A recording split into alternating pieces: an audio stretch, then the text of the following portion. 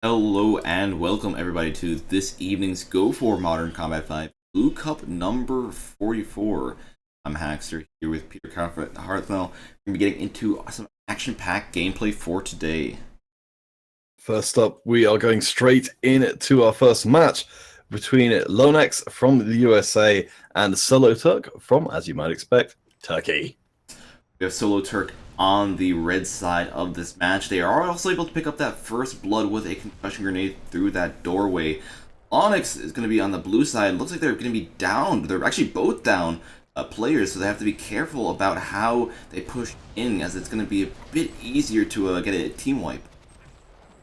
We're seeing some pretty fierce play from both of these guys, though it's not actually, or both of these teams rather, it's yet to turn into too many kills themselves. Both teams giving each other enough room to breathe to get started, but that can change so quickly on these streets. Solo Turk is trying to take that defensive spot in the back of the streets map. They're not really wanting to push out too much. They're just really waiting on Lonix to actually push on their location. Very, very good strategy. However, if we do see Lonix have some players who are using the assault package, we get bombers or kill streaks, it could be very, very difficult for Solo Turk to hold that spot.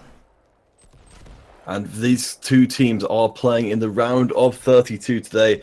Whoever wins here will go up against Sinji9, a Canadian team that made it all the way through to the semi-finals last time around. So, a pretty tough journey for whoever comes out on top here, but so far, both these teams feeling pretty well matched. Yeah, both teams pretty well matched, as they both only have 1 point. However, neither team really wants to push in on the other. Onyx looks like they're possibly just trying to wait out the time, just let the time run, see if Solo Turk actually becomes very impatient. Oh, it's honestly, this is probably one of the more extreme examples of teams just kind of hunkering down in a particular part of the map to try and draw the enemy to them.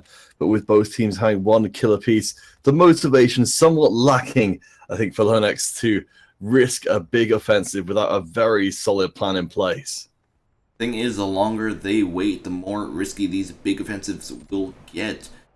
They're just going to be chilling in the back part of the map until it starts hitting that maybe 1 minute or 30-second mark. If they start rushing out there, it's going to be very, very critical, the final few kills they get.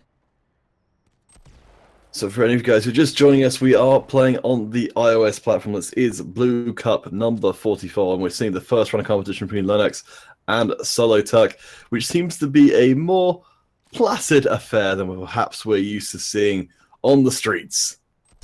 Yeah, usually you see people rushing in on streets, just playing very, very offensively.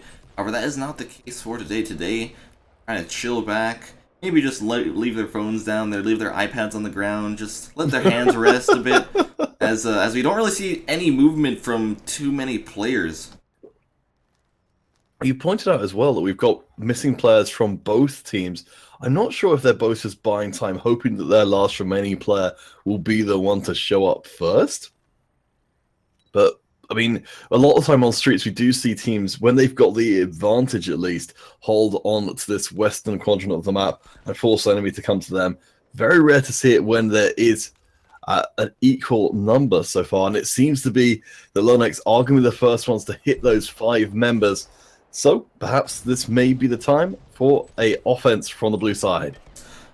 Yes, they do have the extra player. However, it does give them an extra enemy for Solo Turk to kill, so they have to keep that in mind if they do want to do an offensive rush into that spawn. The thing is, especially as they did let so much time pass, doing an offensive rush now could be very, very risky, but waiting longer would get even worse. I mean, it's kind of hard to say who it's going to be favoring here.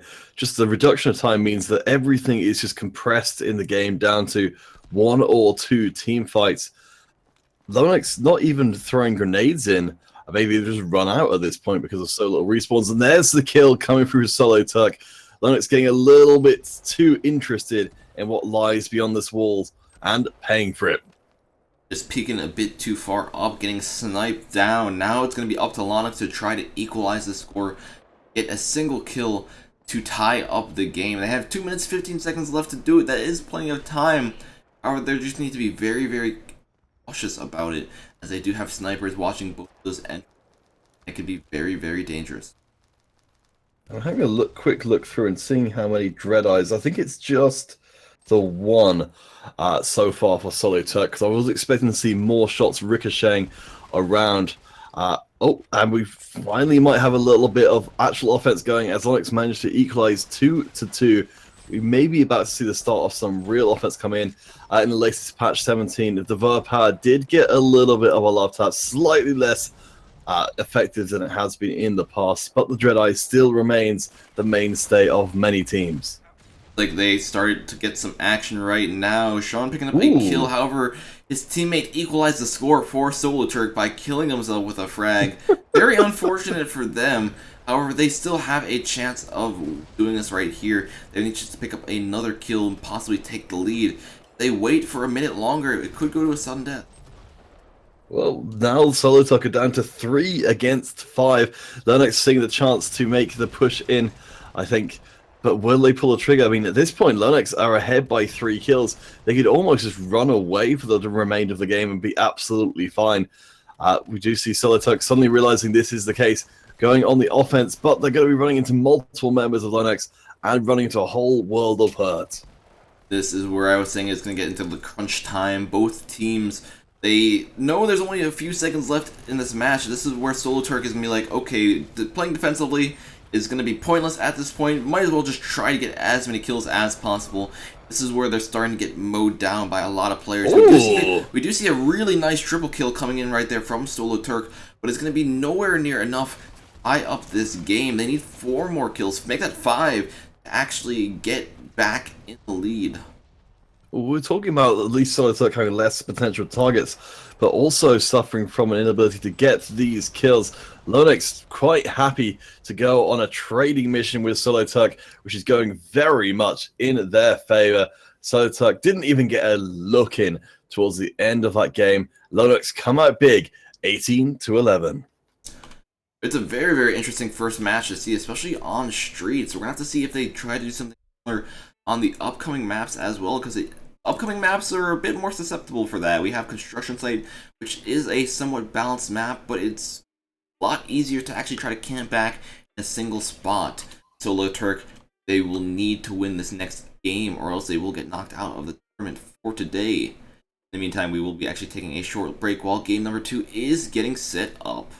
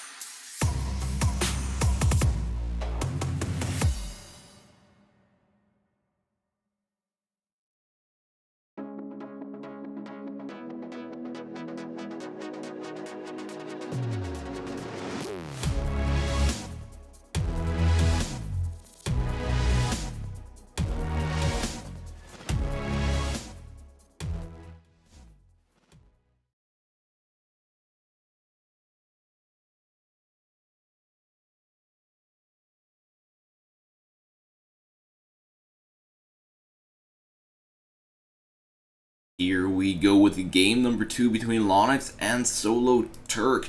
Getting into the match once again, Solo Turk already down a player. Kind of unfortunate for them because they want all the help they can get for this game number 2. Sean starting off with a massive sniper spree, getting a nice 2 quickscopes on the enemy team. Yep, Solo Turk suffering from some player issues in game number 1, going down to 3 members. By the end of the game, they managed to at least keep their roster up to 4 this time round, but they are facing down a 1-game advantage for Lonix from the USA right now. Not the situation Solo Turk wants to be facing into at all, and it's not looking good as we get started. Thing is, Solo Turk was able to hold on last match because they were just staying back for so long. However, once they started getting in actual gunfights, we did see Lonix take the lead. And now that we see Lonix being a bit more engaged against this enemy team, that's what we're seeing right now. Lonix taking that lead and holding on to it. Solo Turk trying to push in, trying to get some more kills. However, it's very, very difficult to do, especially with the amount of support Lonix has compared to them. Being down a player, it's very, very crucial. And SXC, Sean, for the Lonix side, importantly, doing very well this game. 4 kills and 1 death so far, keeping those numbers low. Lonix still only remain ahead by a small margin, but it's thanks to their top players managing to not die too often that they're even there in the first place. Solo Turk has been picking up some kills, however, just Lonix getting those doubles, a bit more important at keeping that lead right there. Man picking up a nice double kill with the R39, however, he does go down. We do see some more kills coming in Solo Turk. However, they need to be very, very cautious about this, because if they are giving up these doubles with the amount of players they have, it's going to make it very difficult to win.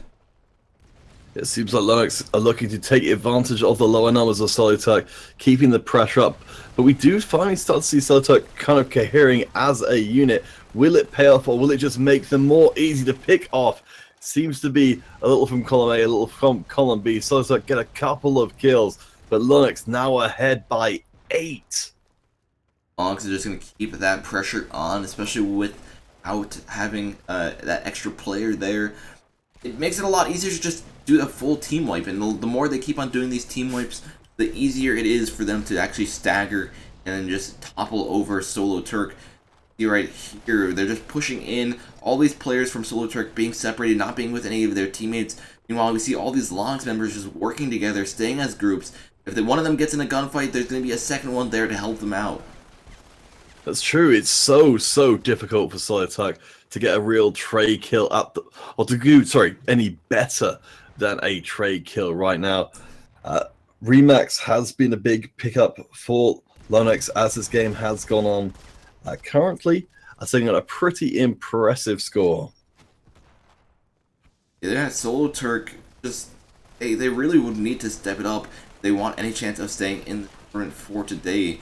Is our first match for today. It is only RO32, but getting knocked out so early, it would be quite disappointing.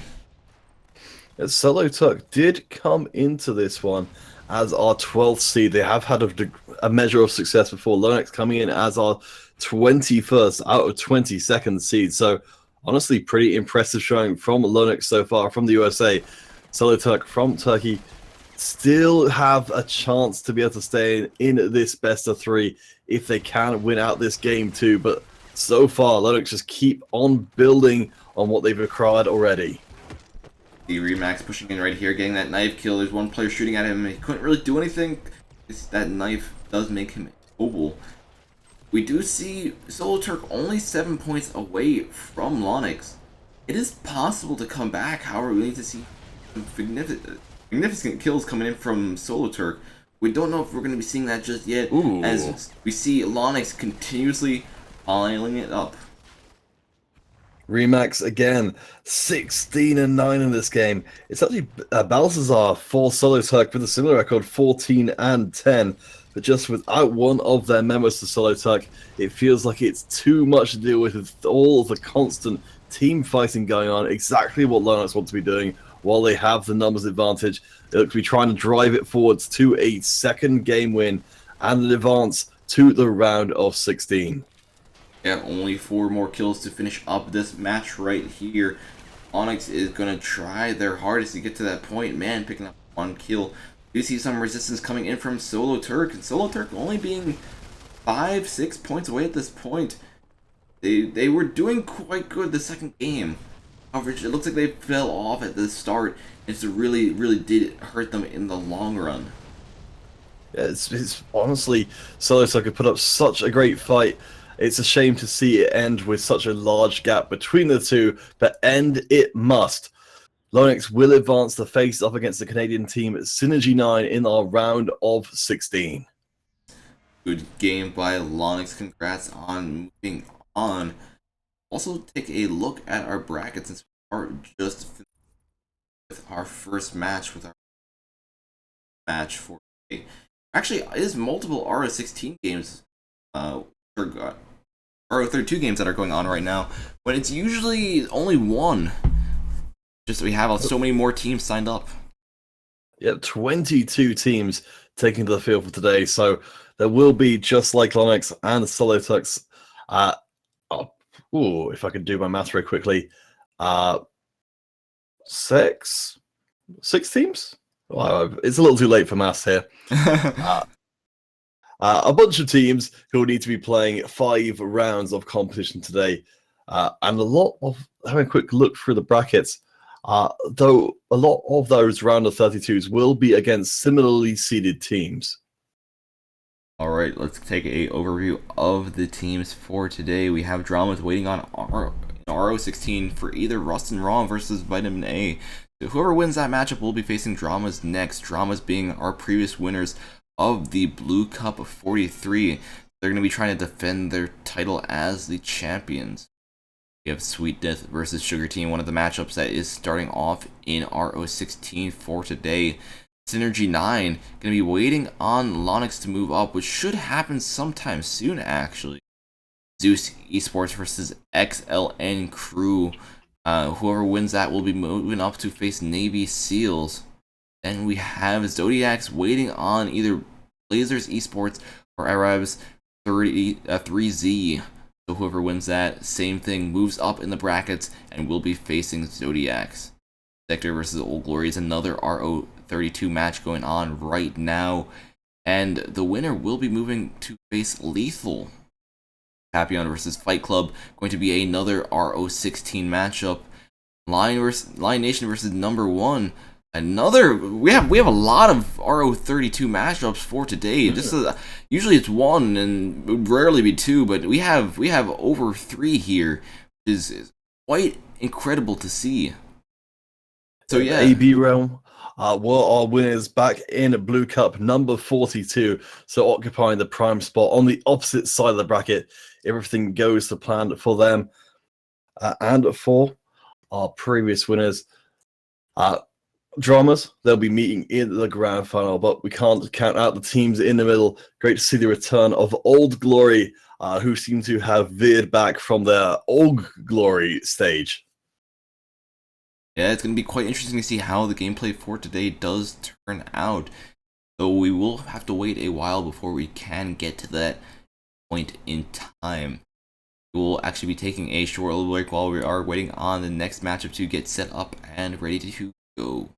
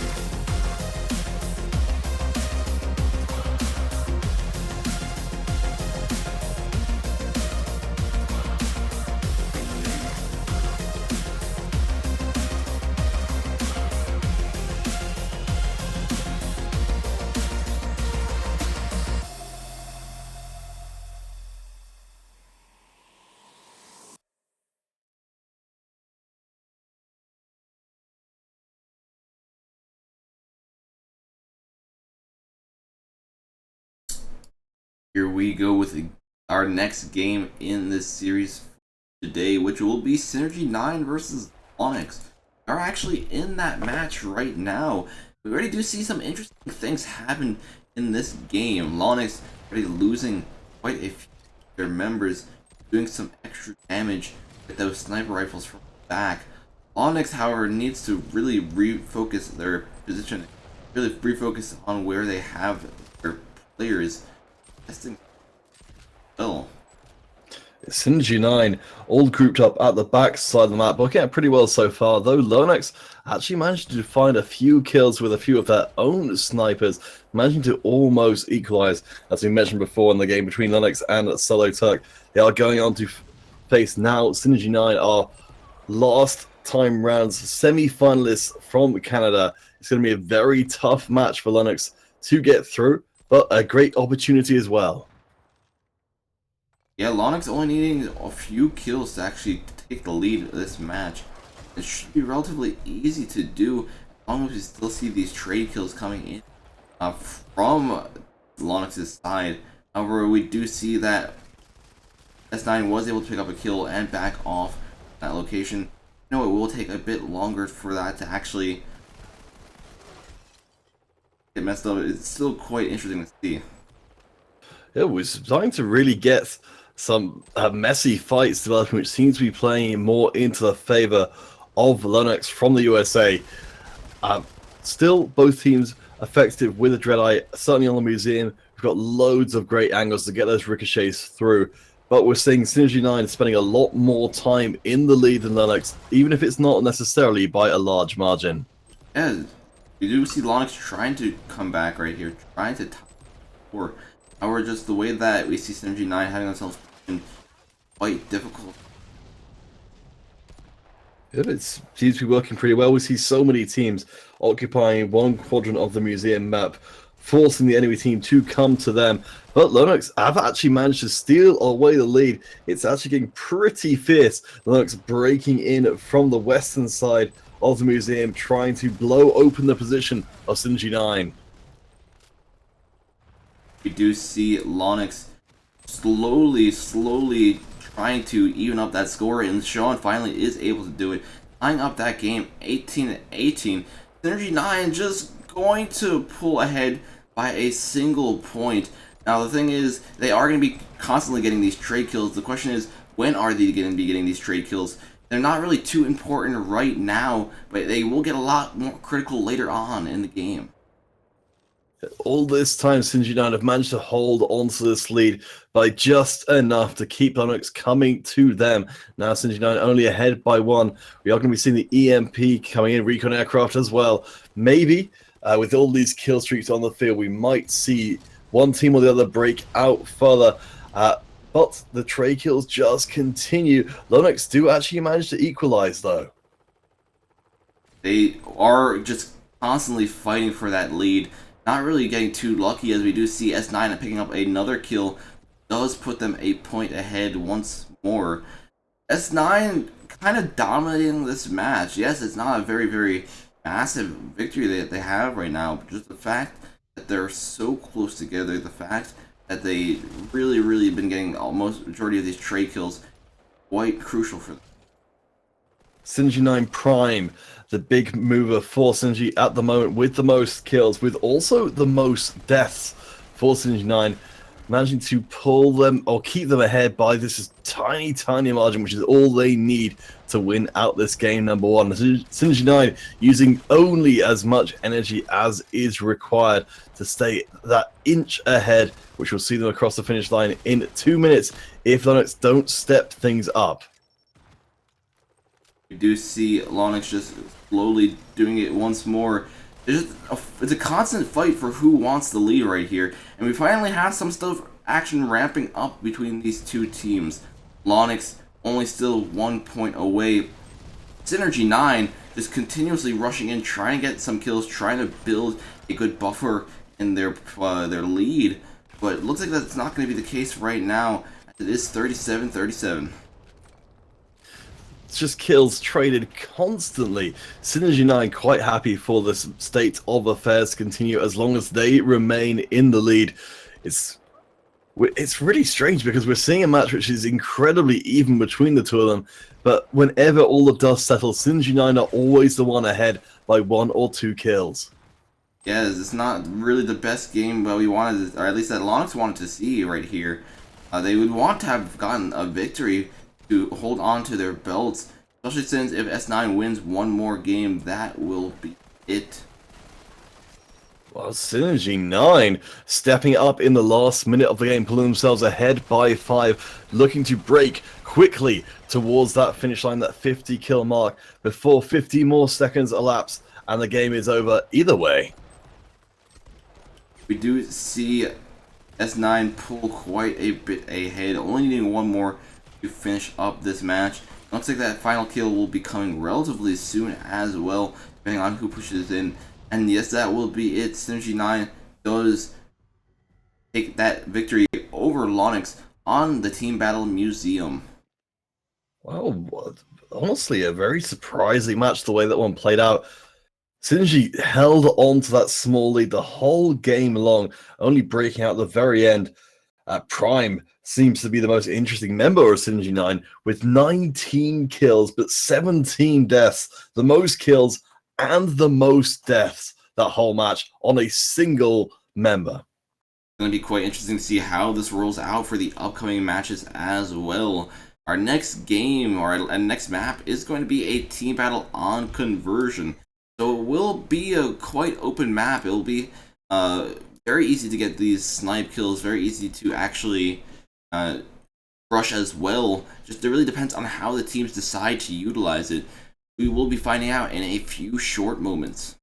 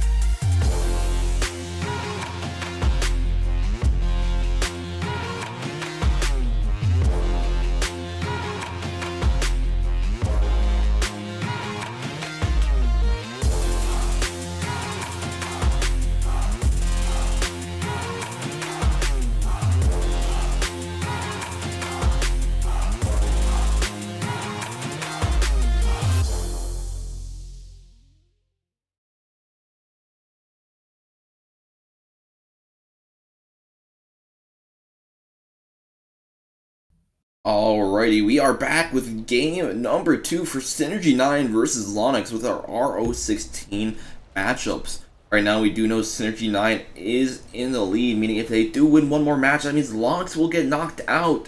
Synergy 9 will be moving up to the quarters. Lonix from Canada showed why they made it all the way to our semi-finals last time round, and they look to be trying to do the same thing again, taking an early couple of kills over Lonix so far, make that 3, looking to try and assert dominance early. Lonix is going to try their best to keep this lead, try their best to make sure they win this match. If they lose, it's pretty much it for their run today. They are going to get knocked out, so they're going to put everything they got into this one game, because this could possibly be one of their last. Very easily, Lonix managing to pull ahead 6-1 so far. Seem to have a very good handle on conversions so far, finding the sight lines they need with these Dread-Eyes to really put the hurt home, and they're even extending that lead further. Yeah, just S9 may not be able to adjust this map as much as they did for the last map. And it looks like Lonix is probably a bit more used to it. They're really getting into this right here. They know where all these players are. Sean picking up a nice headshot right there. He can continue to push in. He knows where these enemies are as well because he has the recon perk. Spots one across the map. He still knows there's one behind him. Does get taken down, however, just still very good play by him. It was still... we've all seen the gap closing a little bit between the two of these guys. S9 across on the blue side. Lonix, honestly, impressing pretty well so far on the second map, starting to really extend their lead. Gonna get those kill streaks going, gonna get things equalized a lot more for them, not letting Synergy 9 take over the game. Lonix gonna try their best to stop any momentum from Synergy 9. However, Synergies, they are doing okay right now. They do have plenty of time to come back as well, about 5 minutes. However, maybe they're just waiting on the perfect opportunity to strike. Maybe they're just waiting for Lonix to waste all their kill streaks, waste all their energy on the first part of the match, and then they're going to go full force themselves. Remex taking down Prime there, a Prime mover for Synergy 9 in the last game, going 19-17. So far though, Synergy 9 languishing behind by a whole bunch, though that could be about to change. Lonix now only ahead by 5. Synergy need to do a lot of work before this game is through if they want to 2-0 this series. We do see Synergy 9 catching even further up, only going to be 2 kills away, and that 2 kills is not even that much, especially since the speed that we were seeing kills coming in at the start of this match right here. Lonix really maybe wants to rethink their plans, maybe want to just change up how they are playing to actually adjust and possibly do better than this opponent team. Yeah, Lonix being caught up with by Synergy 9 after a very strong opening to the game. We're coming to the halfway part time-wise. Lonix have managed to get a couple of good trades through, but it's no longer the comfortable feeling they may have had before. Synergy 9 only behind by 2, and now by 1.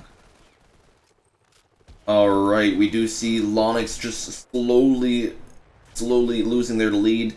Synergy 9 actually tying up the score and even taking the lead, which is very great for them. If they continue on this momentum, if they are able to actually take down Lonix, they will be moving up to those quarters, and Lonix will get knocked out. Yeah, Lonix were looking so good to start off this match. Not sure where it all went wrong, but now the trades are coming in heavily. Last time round, Synergy 9 won by only 6 kills. Now Synergy breaking out ahead with a 1 kill advantage. Synergy 9 held on to a 1 kill advantage all game long last time round, but this time they seem to be accelerating matters. Yeah, Lonix really wants to step up their game right here, especially as we are starting to get into that 2.5 minute mark. They were doing quite well at the start. It just really makes you think, what happened to their momentum? What happened to their playstyle? They were putting so much pressure on Synergy 9, but Synergy 9 just really canceled it out over time. Yeah, but honestly, I'm very impressed by what we're seeing so far. Prime, once more, has been the big player for Synergy 9, taking a lot of those deaths, but taking the lion's share of the kills as well. Sinji9 now ahead by 5. A stark contrast to how he started out this game. Lonix is going to be scrambling at this point. This is the most important game for them that they'll play this evening. Yes, it is indeed. We're going to see if they are able to come back. Oh, we do see Remax trying to take some high ground, trying to take that location, which could help them get the flank, try to get behind these S9 members. S9, we have a lot of them just watching these doorways, watching these entrances. We have not really too many people watching the top balcony part, which could be a good way that Lonix could get around and take down some of these S9 members. S9 leaning heavily on Prime, as we've mentioned a couple of times before. Prime now 14-9 in this game. Remax for Lonix, the only comparable member, 9-7.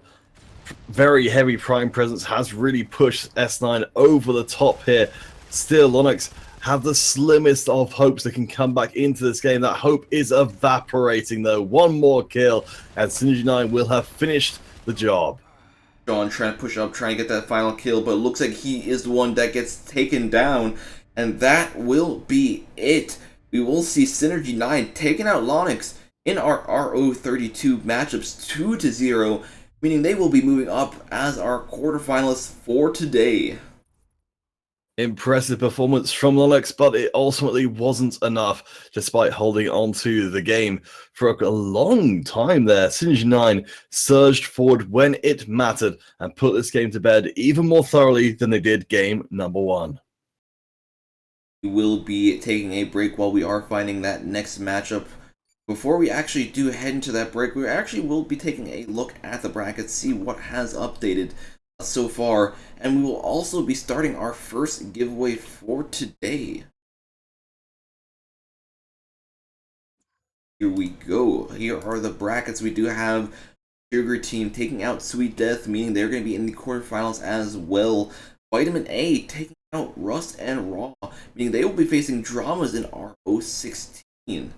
A few other matches going on as well, but no noticeable differences, no noticeable updates other than Lion Nation versus number 1 will now be facing AB Realm, and Old Glory taking out Sector, who is now facing Lethal. Yes, Old Glory, as mentioned before, is the surprise team in the middle of the bracket right now. Mentioned before, AB Realm and Dramas coming in as previous winners. Old Glory going to be coming from the center of the bracket, looking to play spoiler and upturn our expectations. Alright, now that we did take a look at those brackets, we will start that giveaway for today. Our first giveaway for today will be on our Facebook page. If you guys are in our Facebook chat, make sure you are typing in hashtag RO16 for a chance to win 500 credits for Modern Combat 5. We will be drawing the winner in about 3 tournament matches, so make sure you do get those entries in before that point in time.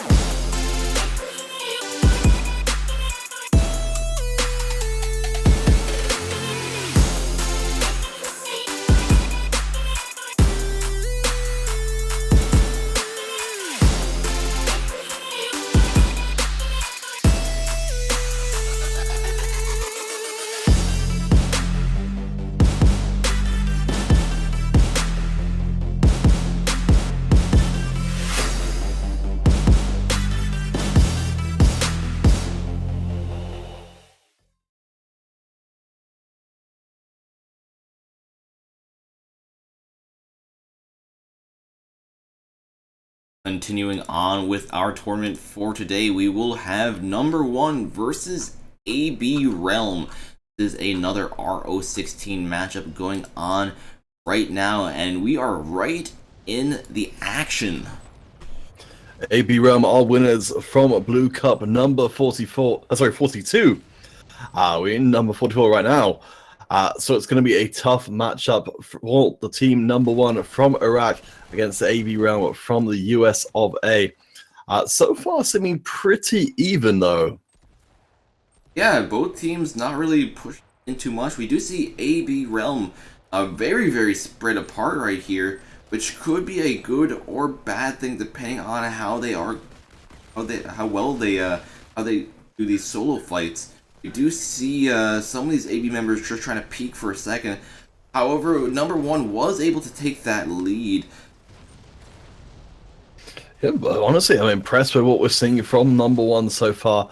But we've seen it already that with these established teams, particularly in the regard of AB Realm, the second you take your eyes off them, they suddenly come back into the game, resurge, and completely take things over. So number 1, need to keep that pressure up. As long as they keep the pressure up, as long as they keep the momentum on AB, stop AB from spawning or staying next to each other, it could be very, very easy. It's a lot easier for them to win this match. The question is, will we see AB starting to step up their game? Are they just getting a feel for who this enemy team is? And once they get that feel, will they start rushing in and dominating the other team like we've seen before? You see Ari already doing some work. We're getting 3 kills in a row right there, picking up the PR39. Knows there's going to be someone coming around that corner, throws a concussion grenade, times it perfectly as well, and will continue on with that kill streak by rushing in with the PR. Maybe buying up more than they can chew, going into a dance fight, a pistol fight around this. AB Realm only ahead by 1. The one we just watched, AR721, now in lead, 6 kills, 5 deaths. Tail Beast tailing by 4 kills, 2 deaths so far. Still very, very even between these two teams. Match is pretty much anyone's match at the moment. Still have 4 minutes 30 seconds left in this game. AB rushing in, already picking up nice double kill right there, trying to get that third. However, gets taken out with a Dreadeye right away. You see number 1 knowing that there's someone behind the spot, using that firecracker to get some extra damage down. And since they are grouped up, it does make them very, very vulnerable to those concussion grenades. However, they are in the lead right now.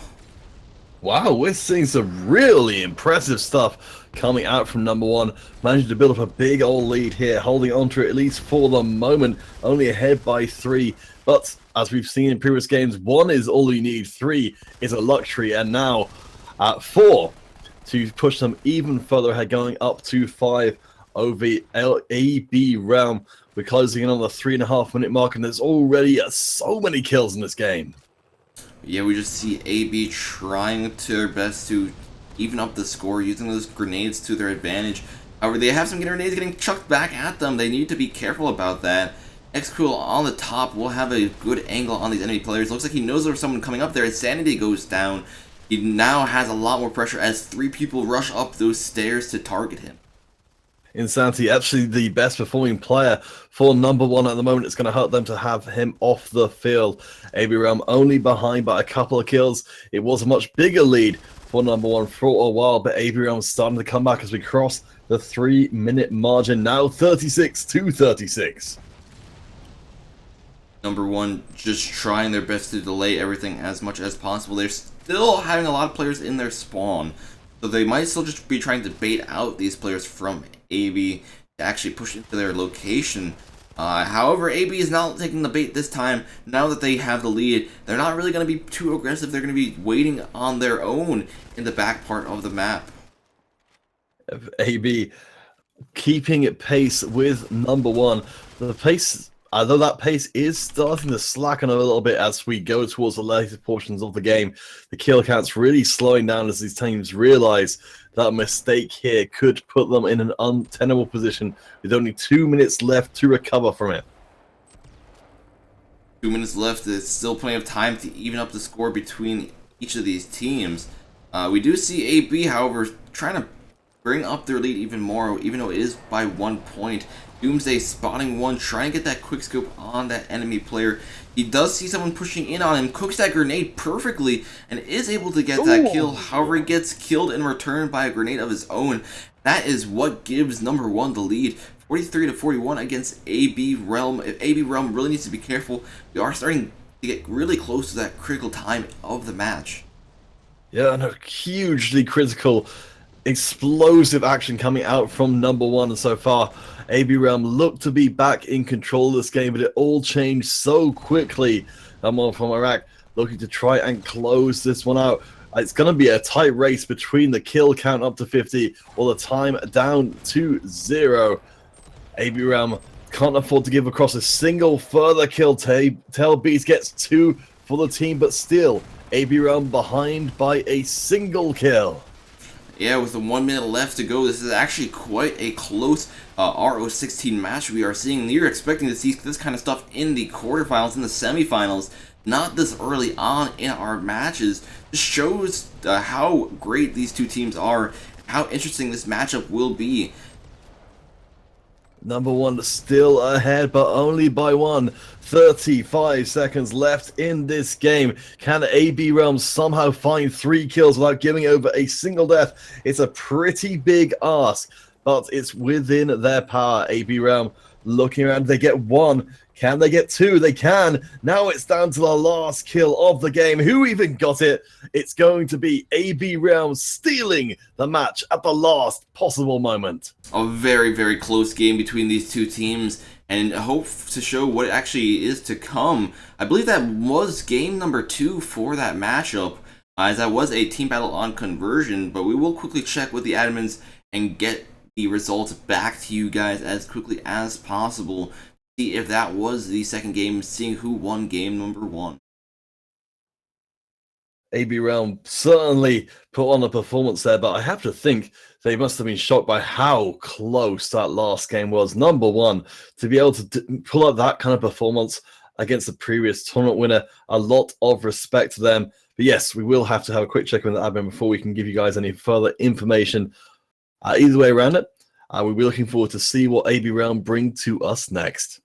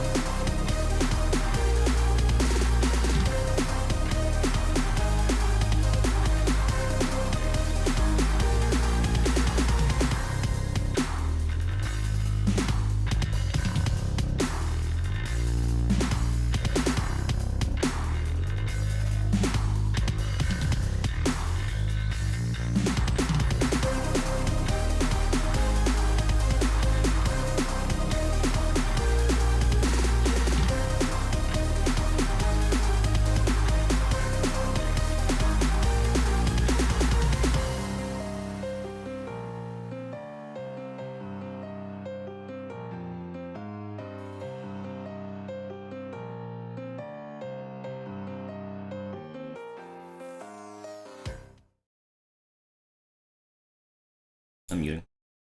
Cool. All right, getting into our next match for today, we have Dramas versus Sugar Team. Starting off with a team battle on conversion. Both teams are good and ready to go, and this is actually going to be the first quarterfinal match we are witnessing for today. Yep, Drama's going to be our winners from last time round, facing us off against Sugar Team from Honduras, who do have at least one Bull member part of their rank. Certainly Honduras producing a lot of great Modern Combat 5 players and some very dominant teams so far. But Drama's starting things off pretty darn well, holding onto the lead, even if it's by a very small margin. All right, here we go. We see Sugar trying to take this lead back, but DMZ just holding on by a small little margin. Sugar, however, coming with a nice double kill right there, trying to pick up a few more. Hellboy shutting them down with that firecracker, rushing in. Which is still quite funny to see. Like, whenever I see Hellboy, I'm always expecting him to be with sniper in hand. However, recently we've been seeing him using these SMGs a lot more often. I also like what we're seeing from Vincent. Though, of course, the moment I mention his name, he gets shot in the face. Great use of the firecracker so far. DMZ managed to hold on to, or rather bring themselves back to a lead. Of course, we're back to trading heavily, but Dramas have come out of that trade massively well. Sugar really needs to step up their game right here, because if they give any bit of leeway to Dramas will just take this match and run with it. Just really put the pressure on.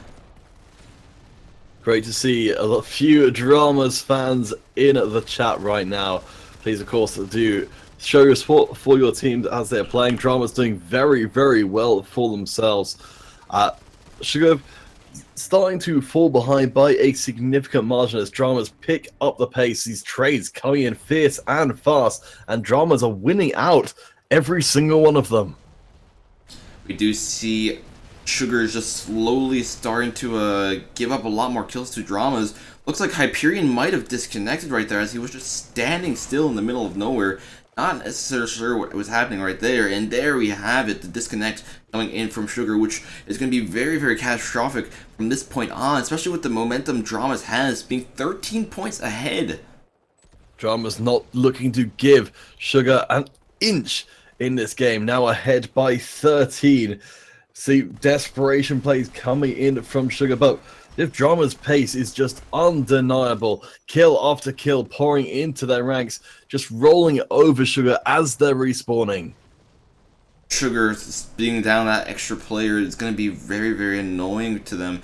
They won't be able to really cover all those exits with precision that they were doing before, and we just see DMZ just chipping away at them, having players rush into those areas that are not getting covered, getting a lot of these nice double kills, triple kills, which have been boosting their score quite a bit. DMZ going even further ahead, 43-27, only 7 more kills to finish up this game. Sugar Team are trying to bring themselves back together on the southern side of the map, trying to give themselves at least a chance to trade across kills, but Drama's just swarming, trying to keep down as many members of Sugars as they find them, making it very hard for Sugar Team to be able to pull together any kind of cohesive unit in this game. We will see only 2 more kills, 1 more kill for DMZ to finish up this game, and that will be it as Hellboy is able to pick up that kill, finishing the round 50-33. Hopefully Sugar Team are going to be able to resolve their player issues for game number 2, because as we have mentioned, this is a quarter-final, a chance for Sugar Team to make their mark, but not if it goes like it did in game number 1. Very impressive in performance from the Mexican team Dramas. Really huge numbers, particularly on their top players. We will be taking a short break while we are waiting on game number 2 to get set up. Before we actually get back into our game 2, however, we will be doing that Facebook giveaway drawing, so make sure you have typed in those hashtag RO16s into the chat to get your credits, or at least have a chance of getting those credits.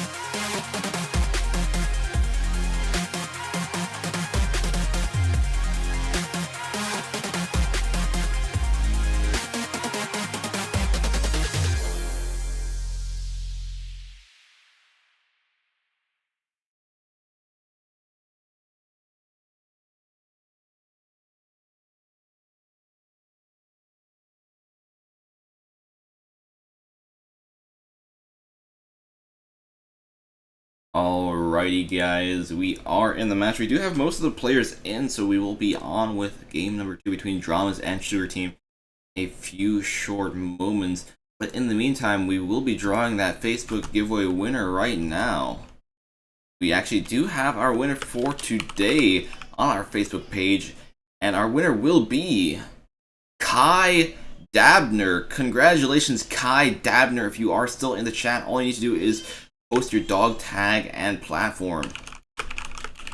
Congratulations, Kai. Hopefully you are still around. I know people do come and go to these streams, but if you are here, congratulations at least. We'll, of course, be having more giveaways over the course of the tournament, but for now, it looks to be that we are going to get started for game number 2 between Dramas and Sugar Team. Alright, let's head right into the action-packed gameplay of this match, which will be a team battle on Scramble.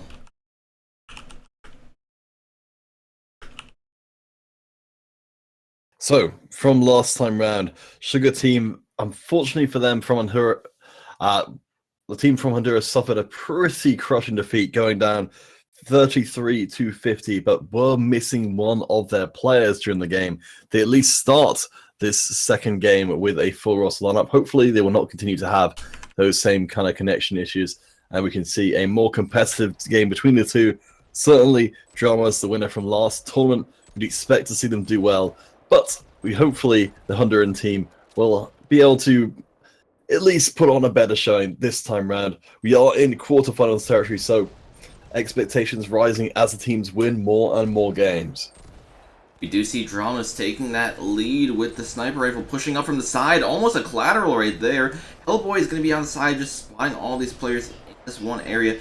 He is able to pick up a kill right there, be backing off to get into a different location. Sugar not starting out too hot right here, but that is one part of the snipers on the enemy. They really do need to be careful for them. I mean, the Dreadeye has been is ubiquitous in tournament play for Mortal Kombat 5. Such great skill from the players to be able to just not just land these long range shots, but also to hit these ricochets they have no business in hitting. Drama's pulling ahead massively, despite Sugar holding on to their full roster for this game. It's already vastly out of control. DMZ just taking a massive lead over this team right here. Hellboy picking up another kill, knowing that there's one more around this wall, picking up another, just sniping these dudes straight down the line right here, giving no room to spare. Sugar not really getting any sort of break at all. They want to be leaving this small little back portion of the map. However, just the fact that they have so many snipers pinning them here is going to make it that much more difficult. Honestly, this is terrifying what we're seeing come out here. A 10-0, 11-0 record for Hellboy. Everybody else in the game has barely got any kills at all. It's all been about Hellboy so far this game. Just absolutely raining down death from afar. Sugar Team will maybe be looking to try and pick a fight somewhere that Hellboy isn't. DMZ just keeping them suppressed, keeping them in that back part of the map. If I was on Sugar's team, I would probably try just rushing around, going for those snipers. However, they're just trying to combat the snipers from range. Not really the smartest idea to do. We do see that DMZ has snipers on both sides of the map, but there are ways to get up and closer to the snipers while still behind cover. It's true. Seems like a very risky proposition for Sugar Team. But perhaps it's a strategy they feel they have to commit to, already being behind by 13 kills in this game. A terrifying position to be in, especially when Dramas have already got a game in hand against your team. It's looking pretty dire already. We haven't even hit the halfway minute mark as far as time goes, but we're already over the halfway limit as far as kills, at least for Dramas. See it right here, Hellboy going extremely hard with this sniper rifle, actually being the top scorer on the team, getting 15-2, just pre-firing in with the sniper rifle, just hoping to get a shot off on a player that is peeking out. Not going to be able to hit any of those. He does know there is someone on the top, and not going to get any shots off on them. I mean, at this point, Dramas kind of feel like they can more or less just do as they please in this game. Up by so far ahead, I think looking to maybe send a message to the rest of the teams in the tournaments that they have their eyes on making it 2 cups in a row. DMZ is just going to continuously keep the pressure on. They are feeling really confident right now. They have a buffer as well, just making this extremely hard for them to actually push up. Sugar trying to get some kills of their own. It's very, very difficult at this point, and they're kind of feeling discouraged with the massive amount of kills that DMZ has over them. I mean, the scramble sightlines being masterfully put to work by Dramas in this game, using all of the terrain to just find these amazing sniping spots where they can get kills on people, unsuspecting victims, while at the same time more or less being totally concealed from the enemy. Dramas now only 2 kills away from 2-0ing this quarterfinals. DMZ only needing 1 more kill to finish up this match. They're going to rush up to get that final kill, and Parka takes it with the KOG, finishing up that second game against Sugar 50-25. Dramas doing astoundingly well right there, and moving up to the semis. Wow, we wondered if maybe just bringing back the last remaining member of the Sugar team might make things better for them, but in fact it made it worse, ending out the second game with an even larger margin of defeat than the first one. Definitely going to need to be some talks with the Sugar team to try and figure out what happened in that game, but Dramas advance, and I'm sure the other teams in this competition are very much aware they don't want to fall victim in the same way. We're taking a break while the next match is getting this up right now, so stay tuned for that.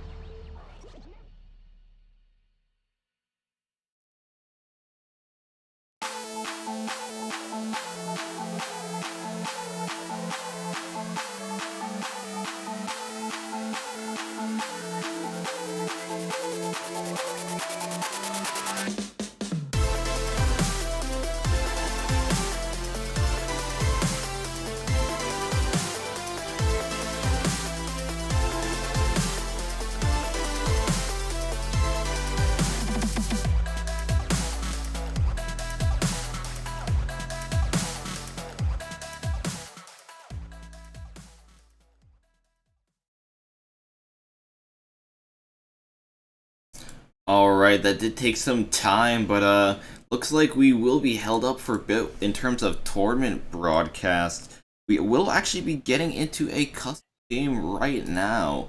If you guys have never been in or never done a custom game for the Go4 Modern Combat 5 Cups, it's quite simple to do. So you click on multiplayer, you click on non-ranked, and for the passkey, which is the top corner, you would just need to type in ESL123 to find the match. We will be hosting up that match right now. If you guys want to get in on the action, feel free to do so, as the match will be in a few short moments. Hacksaw, as you may be able to tell, is definitely a sucker for punishment. Usually going for these free-for-alls in which he takes on the entire world at the same time, or at least that seems to be kind of the way which it feels at points. Bonus points if you can find people who are sneaking up behind Hacksaw constantly, because that seems to be the primary occupation during the game.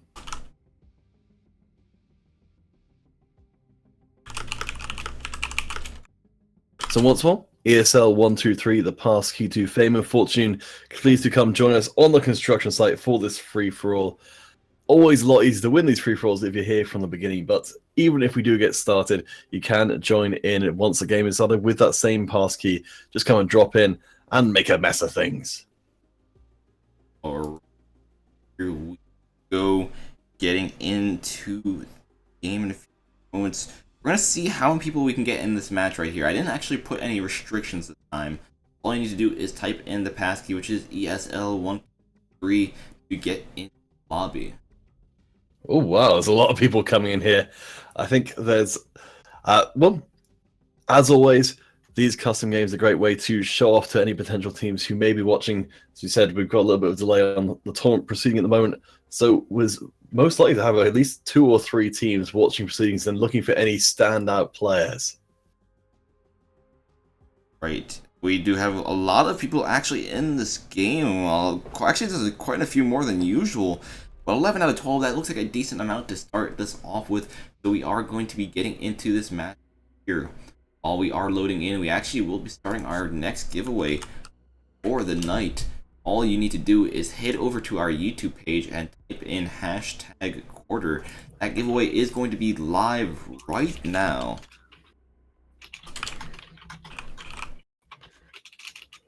I'll put the details out across the chat so everybody can know about it, even if they're not necessarily listening right now.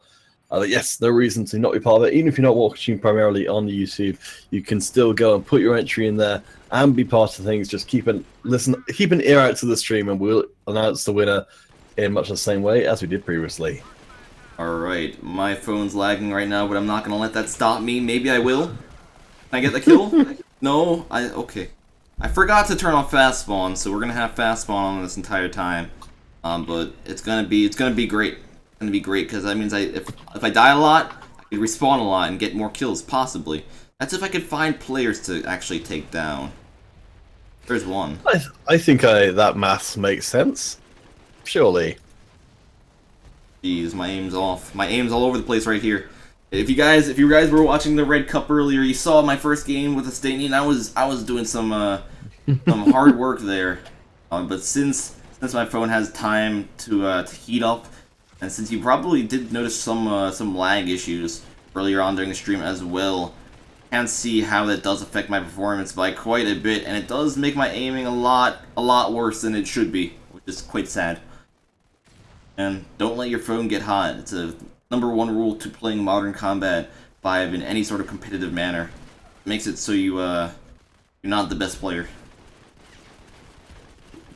Are you going to resort to your homebrew cooling techniques this time around? Maybe not this time around. Maybe in a bit. But right now we're gonna just try. We're gonna try using a more OP weapon. You know, it's always the weapon. I was punishing myself with the Staining. I could just run around with Paragon. I could run around with the Grinder. I'm getting shot from somewhere. He was behind me. Didn't even realize that. I didn't know he was up there, but I didn't know exactly what. Nice bit of work with the Whisperer. Suddenly a very ominously named weapon so far. Haxor with 3 kills. Gonna need to make up a lot of ground. But Jeez. I think... Oh! Jeez, this is so impossible. Guys, you don't know my struggle right now. Right now, you think the game looks fine. You think it looks like it's getting streamed at 60 FPS because it is. And this thing is running at like 15 FPS, and it's terrible. I can't even line up my shots. What the heck? Oh, jeez. One day, one day. One day I'll have a device Ooh. that won't be overheating 24/7 while playing games, you know? In case you guys don't understand what I was referring to before, Hacksaw is the master of homebrew cooling solutions. Actually, you know what? We're gonna unplug this for a second. We're gonna take my phone case off because that's, you know, concealing more heat. And all right, we're gonna get back into it and see if that helps me out. Taking my phone case off, and we're not even gonna be charging at the same time. We're gonna take out the big guns, which are not even the big guns. If there was the big guns, it'd be me using ice cubes, but I don't have ice cubes right now. Probably for the best. All right, there we go. Back in the video. All right, Hacksaw. Will this be decisive? No, it won't. Nope, apparently not. Because, you know, your aim's going to be just enough off that you won't actually be able to get any of these kills. And you'll also be getting these crazy amounts of hit markers, even though you're using a grinder, which you would expect to be like the most OP gun in the game. You could just see the massive amounts of hit markers I'm getting with this thing. The ridiculous lag I have right now. It's just crazy. Well, 4 is definitely a more impressive number than 3.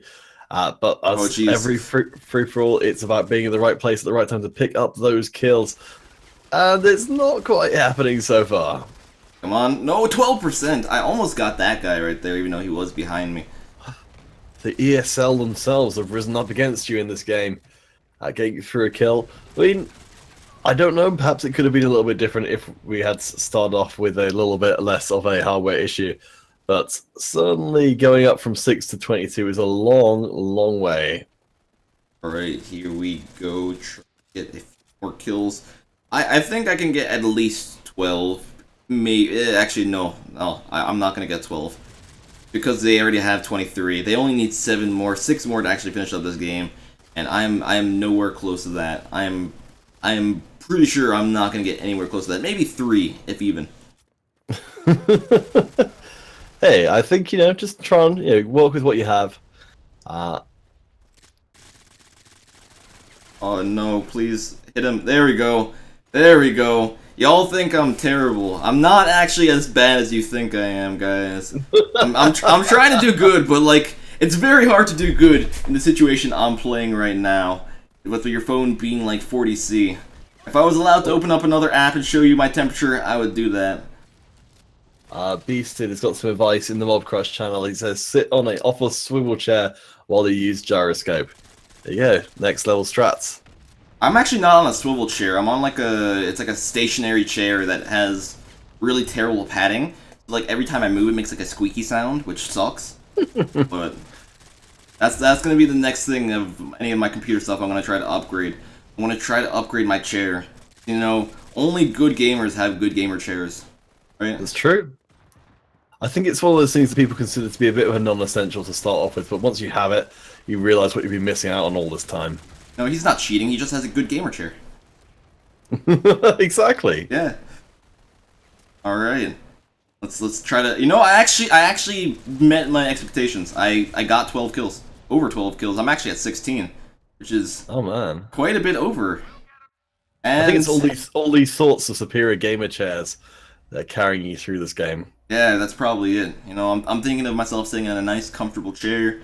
I'm not gonna have that comfortable chair for a while, because you know those chairs. Try to get like an office chair. It's quite expensive, believe it or not. Oh yeah, some of the chairs I've seen being used for tournament play come in for a couple of £100. And I really want to just show my temps. Man, I gotta do it. I gotta do it. Where's my temps at? Y'all don't believe me with my phone being overheating and stuff, but like it's quite terrible. It's quite bad. It's like so toasty that it actually makes your hands like warm. Holding your phone normally is really warm, but it's very, very bad right now. Where's it at? Tools, battery. Is it over 40°C? I can't actually tell where the temp is. It's something right now. It's bad. I can't actually. I don't know where it is. Wow, I lost it. Oh man, yes, the battery's looking a little. Oh yeah, it's because it's not charging. Because if I charge it, it heats up more while playing. Very, very bad. Man, I'll have to actually charge this now. I forgot where the temp sensors were. Oh, there they are. Oh, there they are. 39.5C. Nice. Whew. Nice. Oh, I love when my phone gets all nice and toasty. I'll turn this sideways so it's easier to see as well. Y'all don't believe me when I'm saying my phone's really, really warm and it's like 40C. You can see right there. I'm not lying. It's crazy stuff. Alright, let's get back into another game. Looks like we have some time to do another custom match as well, so we will be doing that. I'm gonna put my phone down for a bit, try to let it cool down or something while I'm hosting up this custom match. I'm also gonna put my brightness down as well, just so it has some time to cool down. And we're gonna actually host up another game right now. We're gonna play on a map I really don't like playing on too much, but we're gonna still do it anyways. Also, what just happened right there? That was odd. That was like TV. You like the when you lose connection on a TV? A lot of noise for some reason. A little strange. Alright. This time we're going to turn off fast respawn, because I forgot to do it last time. And we should be good to go right now. So if you guys want to get in the match, passkey is the same as before. ESL123. Your passkey to fame and glory once again. Oh. Ooh, Maybe hello. maybe not. Looks like we might actually have gotten a tournament match password, which would then put us ahead. Let's see which teams these are first, though.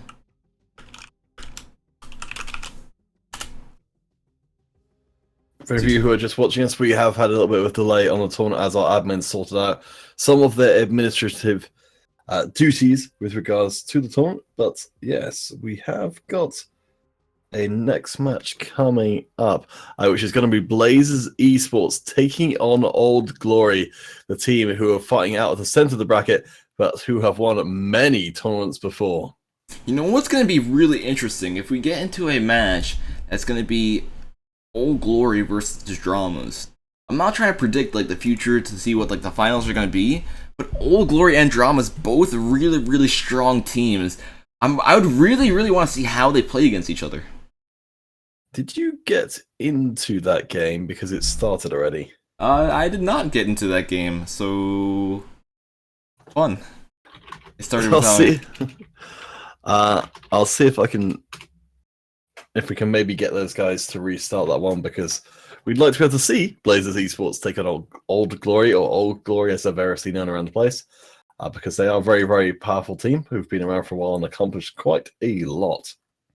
To take a look and see what they would be playing on though right away. They would be starting off with a team battle on conversion. Then the second match would then be a team battle scramble. And if they did get into a third match, which would be quite interesting seeing the teams, it would be a rush on construction site. Let's also, in the meantime, take a look at the bracket, see what has updated. We do see Drama's going to be the only ones in the semifinals so far. The rest of the teams just battling it out in the quarterfinals, and this is where it's going to start getting a lot more difficult for all the teams playing, as the difficulty will start ramping up. Oh, true, and it's interesting to see we've got actually, I believe, a couple of Chinese teams coming in. Don't see too many of those, honestly, and there are currently two, Blazers Esports and Papillon. Both have made it through to the quarterfinals, so good first showing for them. Otherwise, of course, I say first showing. I have to look into these teams' histories a bit to see if they have played before. Certainly, Papillon coming in as a relatively high seed. It's going to be quite interesting to see if we can get into any of these other matches. If we cannot, though, we will be going back to some custom matches. As you guys did seem to enjoy destroying me in that first lobby. You know, maybe I'll have some time to let my phone cool down, and I'll show you my my true potential. This is not even my final form, you know. Oh boy. Yeah. Anyways, we are going to take. Oh, you were going to say something? Sorry. No, I was really just agreeing with what you're saying, really. But yeah, we are going to take a short little break to see if we can get this sorted out, so we can get into a match. If not, we will be getting back into some custom games for.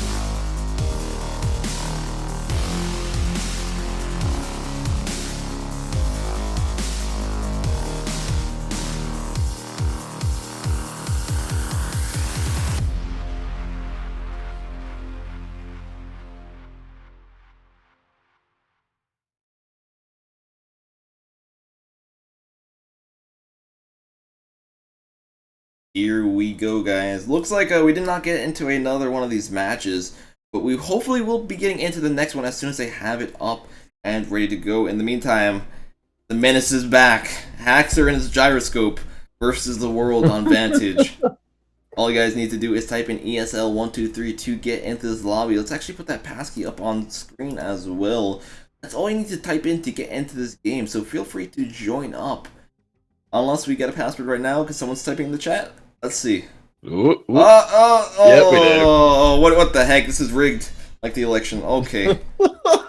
All right. We're gonna see if this is actually a valid password. If it's a valid password, we're gonna be heading into a game between Old Glory and Blazers Esports. Yes, If we not- narrowly missed out on the last one. I think they started a little bit early. This could easily be game 2.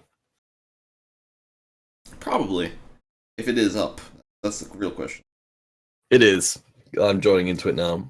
Alright, looks like we are back in some tournament action right here. Game 2 for, or actually, let's see. Is this game 2?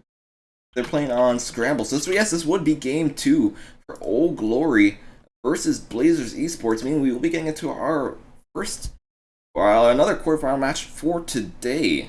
I'll be starting up in a few short moments. We're just waiting on the final few players to get in the lobby. As soon as we have everyone good to go, we'll be getting right into the gameplay. We don't know too much at all about Blazers Esports coming in as one of the lower seeds as a new team. Papillon, the other Chinese team just across from them in the bracket, coming in as a number 7. Old Glory, actually, I think because they came in as number 22 seed, because they changed their names back from Old Glory to Old Glory, but still an incredibly dominant team. Blazers Esports will need to put out their very best possible game if they're going to win this game too.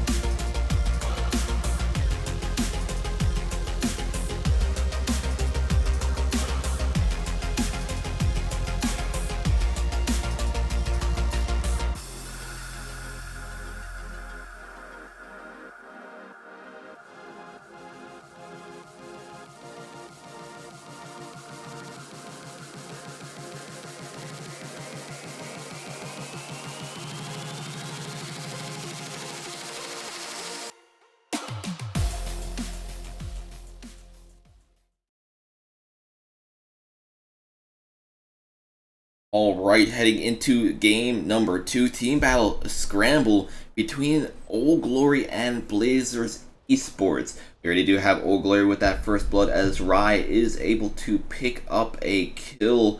We do see Blaze, however, quickly trading that back. Blazers from China taking on Old Glory from Japan. Old Glory with an incredible pedigree of success so far. Blazers going to need to throw everything at this game, but so far keeping pace. That could very easily change, though. Alright, we will see what happens right here. Blazers going to keep on trying to do a few more things in the back part of the map. They need to really be careful, though, as if they peek out too much, Old Glory could snipe them down. Kiri, right there with the nice double kill with the KOG, is exactly what I was talking about. Oh, Hacksaw, this is rather unusual, but apparently we're needed to stream a different game. So we're going to actually have to abandon ship as far as the Blazers Esports Old Glory goes to assist our delightful admins with the which we should have a key for in just a few moments more. Well, until we do have a key, we're going to be getting into this match right here. At least keep on covering it for as much as we can. We do know this is the second game, so this could be a match that determines who will be moving up to the semifinals between Old Glory and Blazes. And Old Glory actually has quite a bit of pressure on them. Them being a team who has gone to the finals multiple times before, who has done extremely well before. It's quite interesting to see them in a position like this where they don't really want to move in. They don't want to really be aggressive like they've done previously. Yes, I mean, Old Glory have been part of, along with Bull Nation, kind of had an era in which they just completely ran roughshod over the entire league. To see them playing cautiously against Blazers Esports right now is honestly kind of surprising. Yeah, Old Glory is able to pick up some kills, but it's still going to be not really too many apart. However, it can't count as a major difference depending on how they decide to play for the remaining few minutes of this game right here. We do see Old Glory still picking up some more kills, having over double the points. So they are feeling a bit more comfortable at the moment, where they're going to start pushing up, being a bit more risky about their plays. Old Glory starting to build up ahead of steam. We haven't established yet who won game number one, but if it's anything like what we're seeing so far, I think there's a distinct possibility that Old Glory are the ones with the 1-0 advantage, certainly dominating Scramble after a slow start to proceedings. Yeah, Old Glory just keeping that pressure on, keeping Blaze in that one back part of the map. Blaze is not really able to do anything at this point. They're being able to aim out, they're able to check for those snipers, but those snipers just keep on picking off, and Old Glory keeps on increasing their lead, as you see already 10 points ahead. Very, very impressive play so far. Though, of course, there is always the possibility of seeing a big ton of Ruse keeping the pressure on with those Dread Eyes. Still some nice grenade work coming out from Blazers. It's maybe not going to be enough fighting against those sniper rifles to just be throwing grenades back at them. Alright, here we do see Old Glory actually taking double the points over Blaze. Old Glory is just going to continue on with their spree right here, keep on buffing up their lead. Brucey picking up a 1 with the Dreadeye in the back. Blaze not really knowing what to do in this situation, even being down a player doesn't help them at all, as they would want more players so they could distract the enemy team while having someone flank them. Well, certainly having less options available against Old Glory of all teams is not a situation that any of our teams competing here today or any other day would want to be in. Certainly Old Glory starting to show their skill of old, but a nice pickoff means that we're not completely counting out the Blazers quite yet. With that 11-point difference, though, it's very hard to believe that they're going to be able to come back right here. Old Glory just keeping them suppressed in that one location, just not really letting them move out at all. Rye right there, even picking up another double kill. As soon as Blazes tries to push up, they get taken down right away. Old Glory looking to put this one to bed before too much longer, hitting the 30 kills mark. It seems to be that time will actually run out, which in of itself is a fairly unusual situation for Old Glory to be in. Normally they will go through and get through, and oops, I guess battery might be a little bit of an issue here. Man, this is why you gotta have a phone that doesn't overheat while charging. Alright, Old Glory just continue on right here. I'm gonna try to actually keep them in this one location. The thing is, you'd expect Old Glory, especially with the lead that they have, to rush in, actually try to get a few more kills, finish up this game faster, but that's not exactly what we're seeing. No, Old Glory seem to actually be quite content to just let the clock run down, picking up a few kills for themselves, but not really applying any further pressure to Blazers. Of course, this lead is completely insurmountable for the Chinese team Blazers to come back from, and Old Glory finally pulled the trigger in more ways than one. 30 seconds left to see if Old Glory will win by time or win by score. Couple of kills with Blazers provides some comfort as this match winds down. Looks to be a fairly straightforward 2-0 for Old Glory. Yeah, Old Glory just only needing those 6 more to finish it up. They're going to start being a bit more aggressive, start pushing up a bit more. And this is where we're going to see Blaze members starting to disconnect from the match. We only have 3 left at the moment. However, it's still going to see a lot of kills coming in from Old Glory, having snipers on both sides, and that will be it. Old Glory finishing off Blaze's 47-21. Quite a massive victory. I believe we will be popping across to another quarterfinal match up next. Synergy 9 taking on XLN crew for a chance to take on Dramas in our semi-final. Very much looking forward to seeing what we can get there. I believe that is a series in progress, so hopefully we'll catch them before they get started. Guys on YouTube, make sure you are still typing in that hashtag a quarter for the chance to win the 500 credits. We will be drawing the winner for that after we do see our next match, so do get those entries in.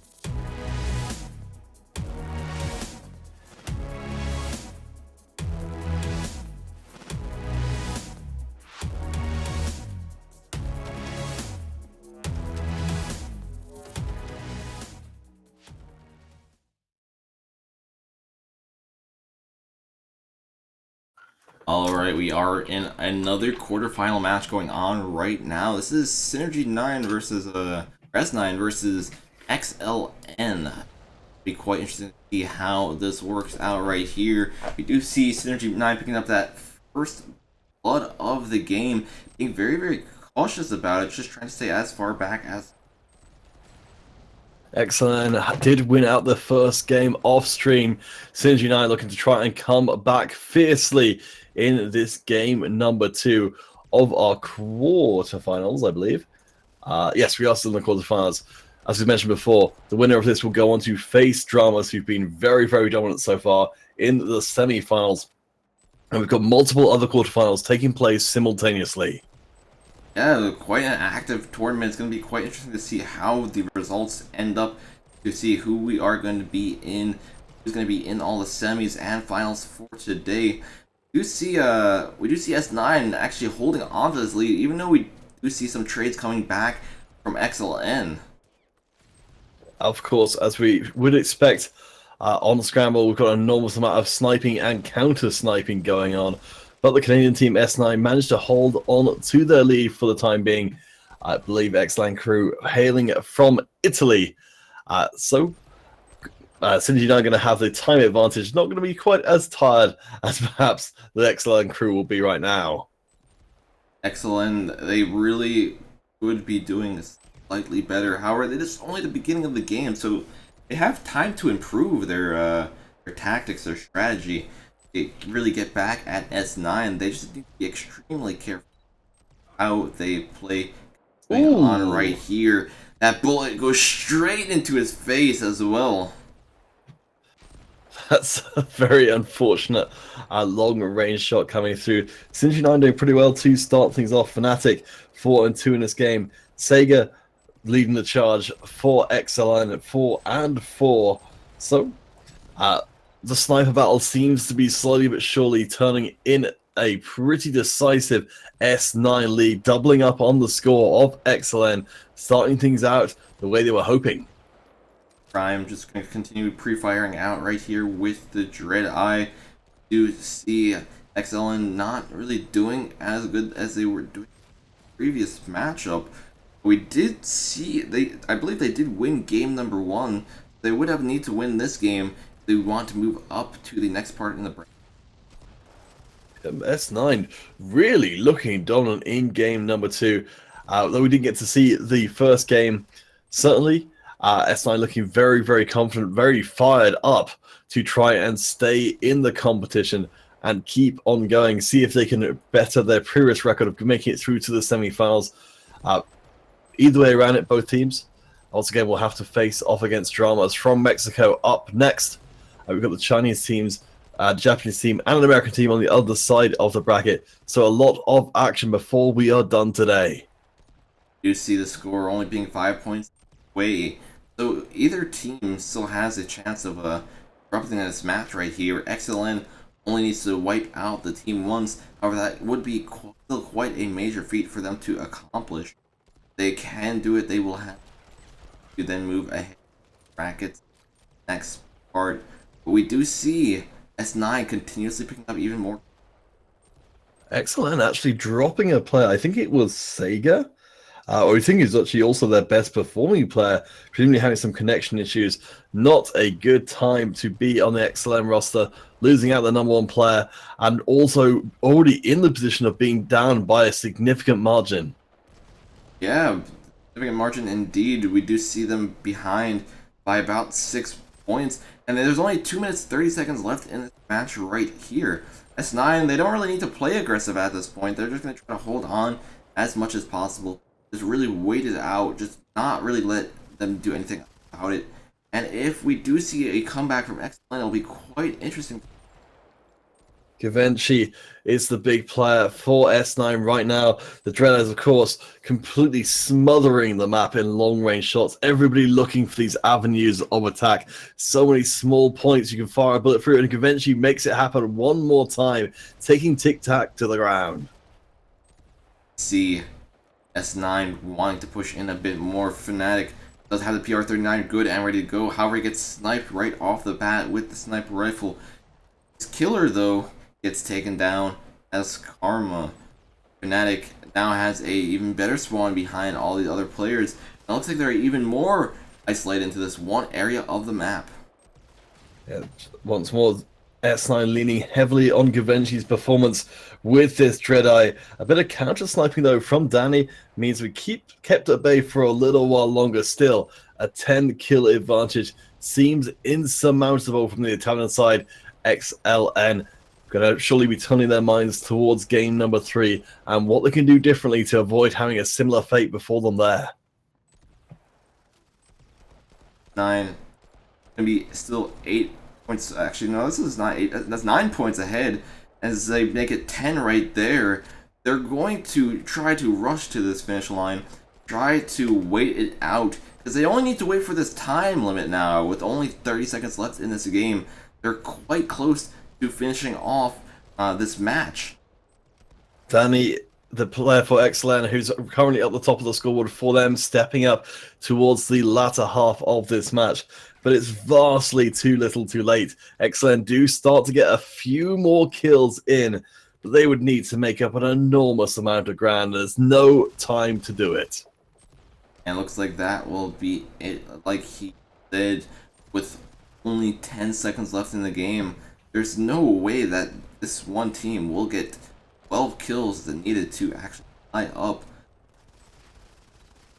All right, well, with that last few seconds remaining and ticking away, the Canadian team at X9 have managed to tie things up in this quarterfinal. We will be going to a game 3 between XLN and S9. Hopefully, XLN will find their missing player before the start of the next round, because they end up with a somewhat smaller roster than they started with. But everything to play for. One last map to determine who's going to go through to our semis. Alrighty, we will be taking a short little break. After we are done with our short little break, we will be drawing that YouTube winner. So make sure you have typed in that hashtag quarter on our YouTube chat if you have not done so already.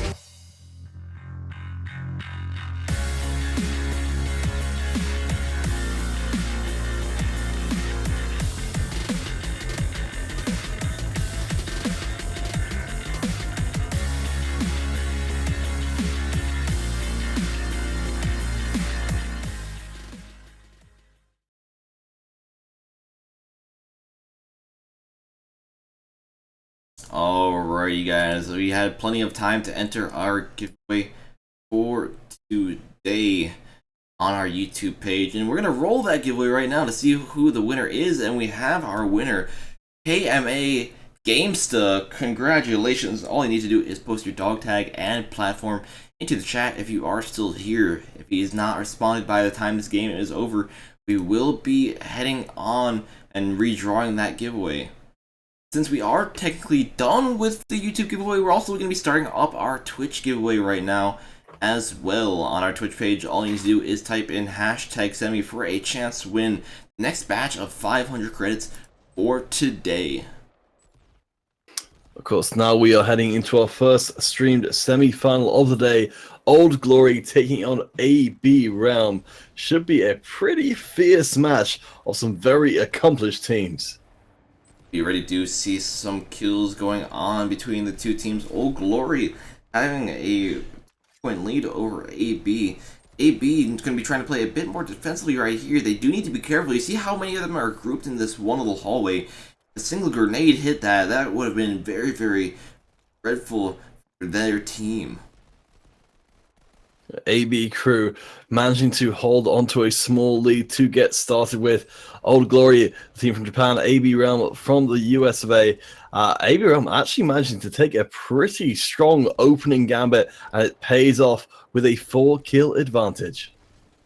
AB just going to try to pick up some more kills, try to bring up their lead against Old Glory, but Old Glory is going to be fighting back. AB going to be fighting back as well with some of their own trade kills. We see Ari and Doomsday picking up some good kills with the Firecracker. However, they do really need to be careful about the positioning from these Old Glory members and making sure they're not really pushing too far up against their team. The top members, Mordred and RE721 from both sides with the same score, 5 and 3 so far. A very, very even game between the two of them. Old Glory picking up a few kills off the back end. AB crew still staying ahead by the tiniest of margins. I wouldn't be at all surprised to see this semi-final game go to all 3 games. Yeah, I wouldn't be surprised to see if that happens at all as well. We're going to have to see if we actually do get to something like that. Right now the competition is quite close in both teams. However, AB is still able to maintain a slight lead over Old Glory. However, we don't know if Old Glory is able to come back from this. It's really the difference of a single player on the Old Glory team with a slightly worse record than the AB crew, which is the only thing keeping AB ahead right now, or rather the AB Realm, as they are now known. Still sitting with 3 kills ahead for a while. Pretty comfortable where they are right now, but Old Glory may be to take advantage of any moment of opportunity, closing that gap in an instant. When we finally do see them tying up that score right here, possibly going to be able to take the lead, would be very, very advantageous for them. And there it is, Kiri picking up the kill on Sirius. That does give them the lead. Now Old Glory will be able to play at their own pace. Oh, nope, I'm wrong, because AB just comes in with a nice triple to take that lead back. Wow! Explosions all over the place. Ruse going to be taken out on the backside, looking for a flank, not going to pay off. AB crew back with the 3, now 4 kill, now 3 kill lead again. Back exactly where they wanted to be. We are still in the semi-finals, so this is still best of 3. AB crew looking to hold, AB Realm rather, looking to hold on to at least a 2 kill lead, maybe even a 3 for as long as they can. And they are doing quite a good job at maintaining that score difference that they want to keep. However, they are going to need to do it for 3 more minutes. We don't know if Old Glory is going to be actually changing up their playstyle by the time this match does end. We might see some different tactics that work out differently than what we have seen. Evening things up, 33-33. The teams will have to take account of their strategies and how well they've worked up until this point, whether or not they'll keep on the same strategy as things do progress. Old Glory picking up a bunch of kills, but AB crew firing back, very much tying things up very quickly. 2.5 minutes left on the clock with these guys almost deadlocked on score. Yeah, quite an intense match between these two teams. And it's really going to be up to these final 2 minutes to see if any team decides to change their tactics, decides to rush and maybe get a lot of kills, to see if we see any significant lead over the two teams. Because Ooh. right now it's very even, 43 to 41, with only 2 minutes left in this match. It looks like it's going to be hitting that score limit before we hit anywhere close to that 1 minute mark. Wow, the team's trading back and forward so fiercely. Only 2 minutes left in the game, but just as you say, it's looking very close to ending out early. AB Crew only need 4 more kills to get it done. Grenade launcher going to get one of them. Far Cry come through for more. AB only needing those 2 more kills to pick up that first win of this matchup. There's one by Sirius, and now the pressure is on, as we will see Old Glory trying to back off from these AB players. However, it looks like we might see an intense gunfight between these two guys. They're trying to dodge each other's bullets, but it looks like AB will be able to get that final kill, finishing up the match with a quite close score of 46 to 50.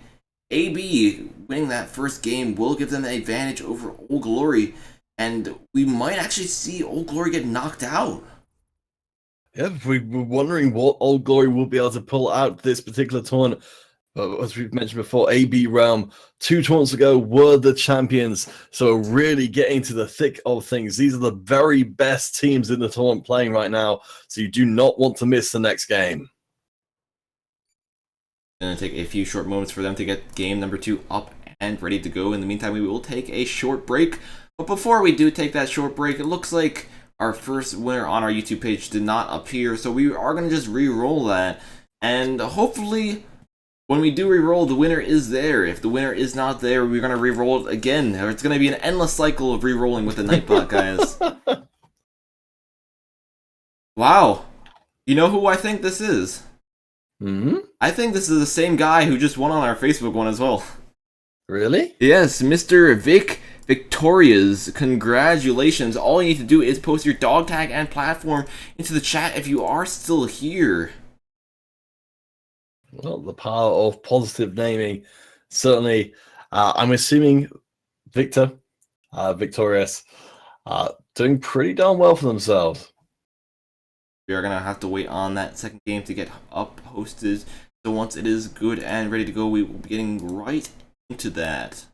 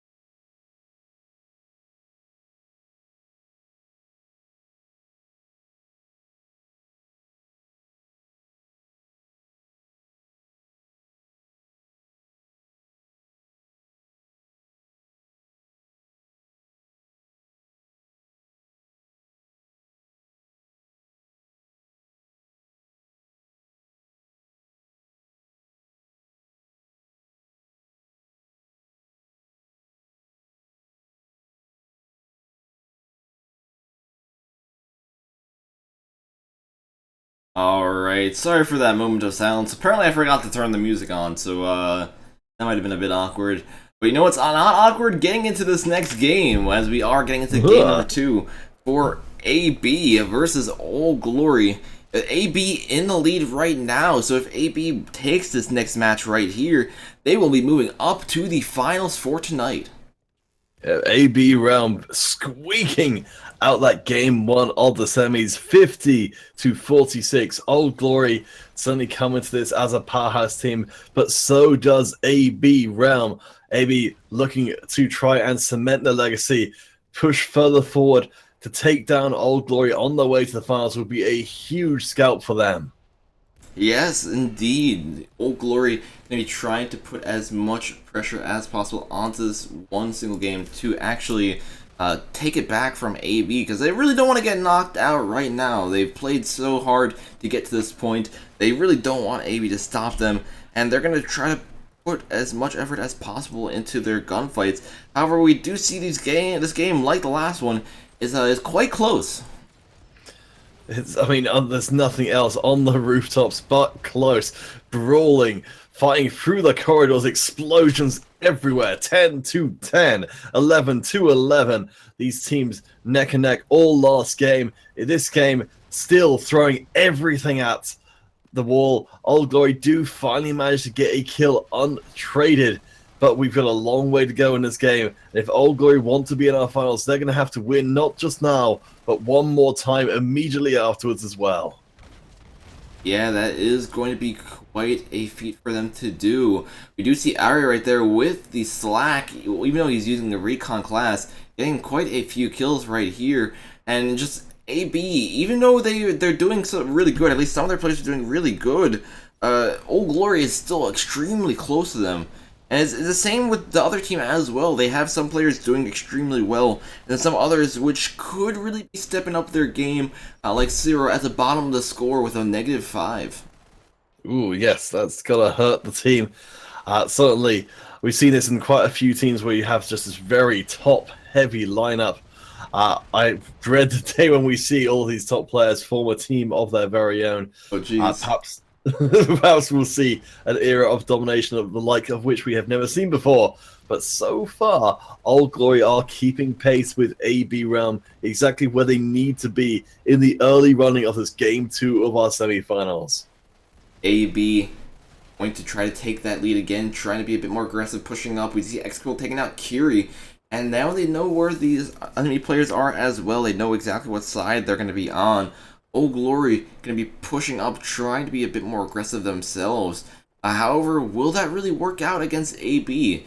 Old Glory, their primary playstyle that we've seen many times before, the playstyle that they've dominated before, is the rushing playstyle. And right now, they're not really doing too much rushing, more so just trying to stay back. That's true. We start to see some echoes of other games where, oh, wait a second.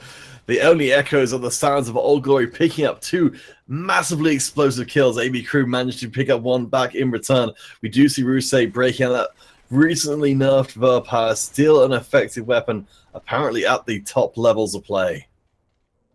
Even if something does get nerfed a bit, it's still going to be quite useful if you have used the gun and you do know how to aim with it properly. So even some modifications won't destroy a weapon. It just depends on how massive the modifications are. Old Glory managed to hold on to a 2-kill advantage with 3 minutes left on the clock. A lot of that due to Rusey 9 and 7 in this game. But the kills are actually relatively spread out across the team. Old Glory pulling ahead by 1 more. AB Realm still within reach, but each untraded kill puts this game 2 further and further into question. Yeah, AB really needs to step it up right here if they want any chance of going up to the finals right away to finish up this match. They are doing quite good. However, Old Glory was able to take the lead, and now they're going to be able to hold on to it. And that since they were holding back in this one spot, since Old Glory is going to be the ones that are holding back, they're going to be able to fortify this bottom part of the map. They're going to be able to understand if any of the enemy players are going to be going down the stairs either, which will make it a lot more difficult for AB to actually rush in and do some damage. we've seen teams succeed very well on this rooftop maps by just playing a reductionist style, keeping to the corridors, simplifying the game down to a straight gunfight. Old Glory really absolutely forming a bunker underground. It seems like AB Realm haven't made the decision yet which angle they're going to try and go for, because every scouting party they send down doesn't come back at all. Just it's quite surprising to see how this is working out right here. We do see some AB players trying to rush up, trying to be a bit more aggressive. Already pushing in right here with the Firecracker. It doesn't look like the Firecracker on my screen, but trust me guys, it is. We're going to quickly switch back to him, and it's going to turn back into that weapon, because there's a weird spectator bug, which still hasn't fixed yet, which sometimes does display the wrong weapon. Old Glory pulling ahead by 5. AB Realm, perhaps the strategy of approaching from multiple angles not working out too well at all. Old Glory with 1 minute left on the clock, ahead by 4. AB Realm needs to make it happen, or we are going to be going to a game 3 of our semis. Thing is, Old Glory, they only have a 2-point difference, 3-point difference between the teams. So AB still could come back. However, it doesn't mean Old Glory won't be getting any of the kills of their own in the final few seconds. It's going to be a very, very close game from this point on. It's going to be really up to these final few AB members, their final moments of the match. Only 30 seconds left to go. Carry picking up another kill on Sirius with the Slack, which will put them a few more points ahead. But we're getting extremely close, and the score is still only single digits apart. Yep, it's 1 kill could decide this. AB Realm, if they manage, now they do, they equalize. 10 seconds left on the clock, but we see it going backwards and forwards again. AB Realm ahead by 1, then behind by 1. 4 seconds, 3 seconds, 2, 46 to 46. No! The last possible moment. AB Realm take the final kill, 47 to 46. They are going to our grand finals. Old Glory miss out by the smallest possible margin. That was an intense final few seconds of the game. I was expecting it to maybe go to like a sudden death, but then in the final second of the game, Doomsday comes in with that shotgun, picks up the final kill needed for his team to actually take the lead. And that pretty much wins the game for them. They don't have to fight another match. They don't have to go into a game 3. They are going straight to those finals. And congrats to them on earning it. Wow, what a semi-finals match. With the rest of the bracket is still catching up, because our admins have been working very hard to get everyone caught up. But it does mean that AB Realm now, with that second victory, will get a chance while we wait for the rest of the other semi-finals to be concluded, to rest themselves before that best of 5 grand final, which will be coming up later on. They might also have some time to take a look at the games coming up for the upcoming semi. Maybe try to check the tactics of the enemy team, see how they play while they are waiting and just relaxing themselves for the upcoming match.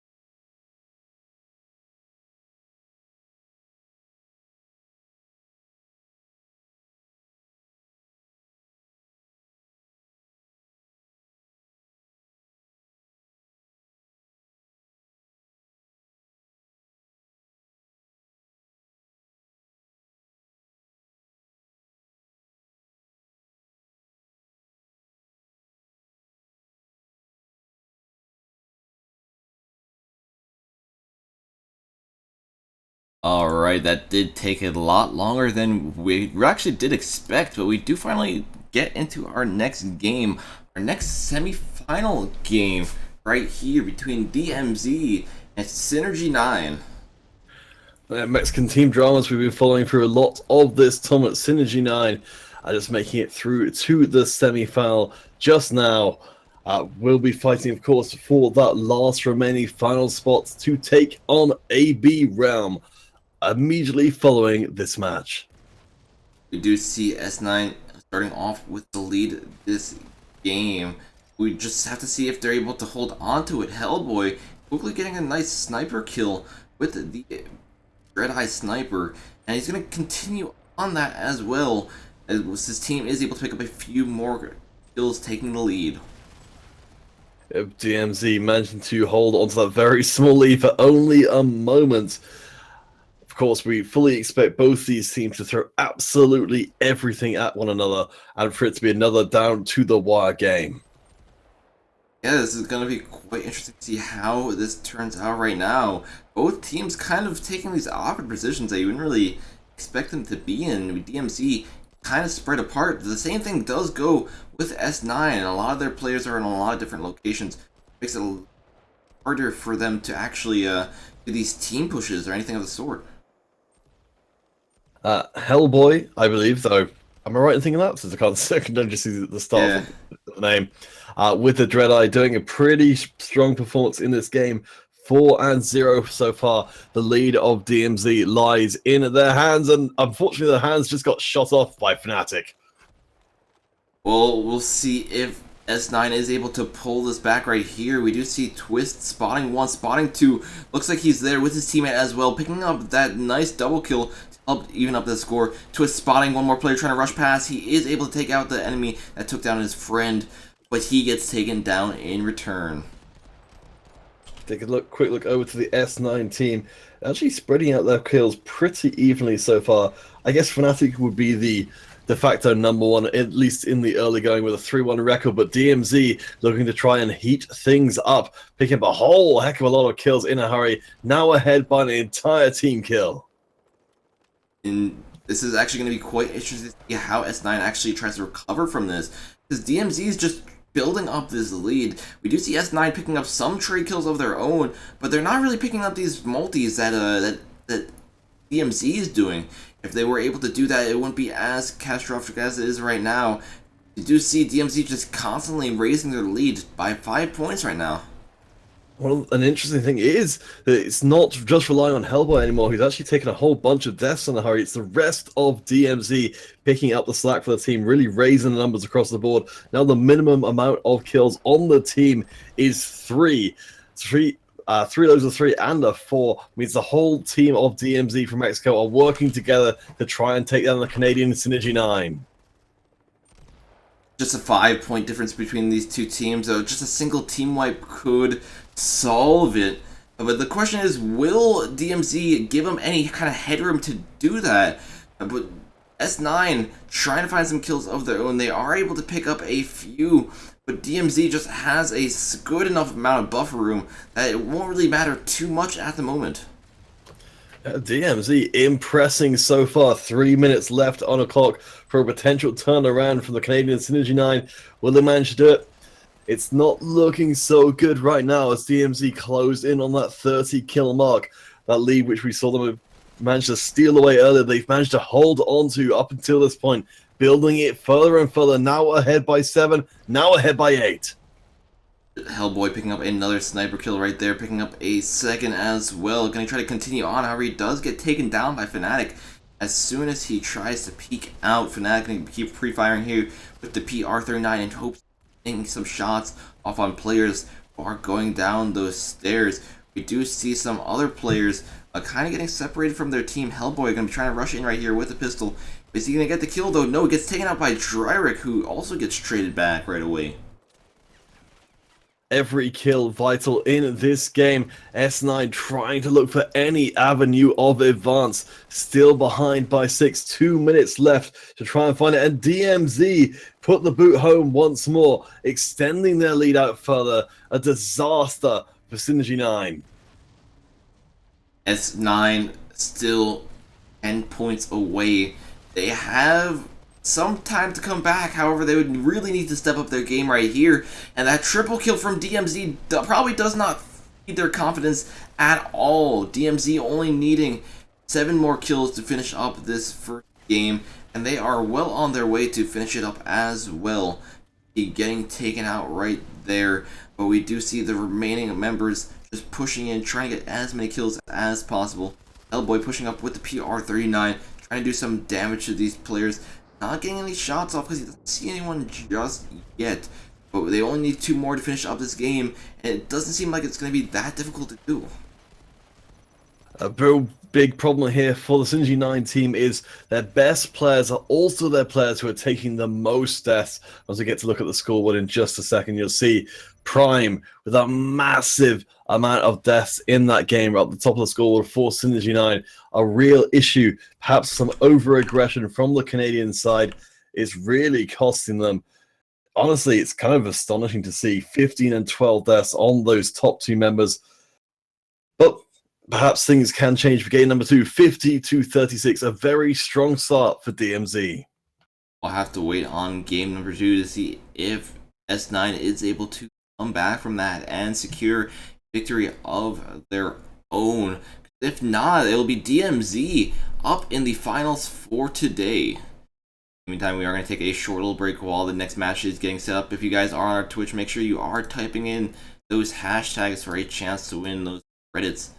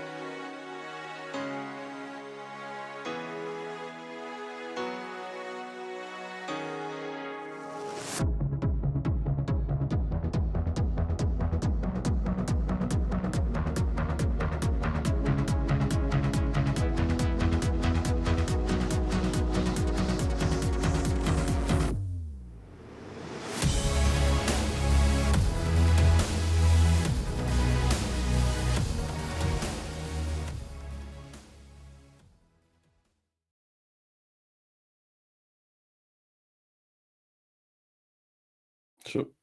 Alright, we did get into this match faster than the previous one, and we are getting right into the action-packed gameplay for today between DMZ and S9. We already do see S9 picking up quite a few, or actually not picking up quite a few kills, that's actually DMZ picking up quite a few kills, and getting that first blood of the game 2-0 against S9. S9 trying to find a return though. Yeah, we're starting out very strong for DMZ, who have the one game advantage for any of you guys who are just joining in. And now we are in the semi-final dramas. One game up over the Canadian team at Synergy9.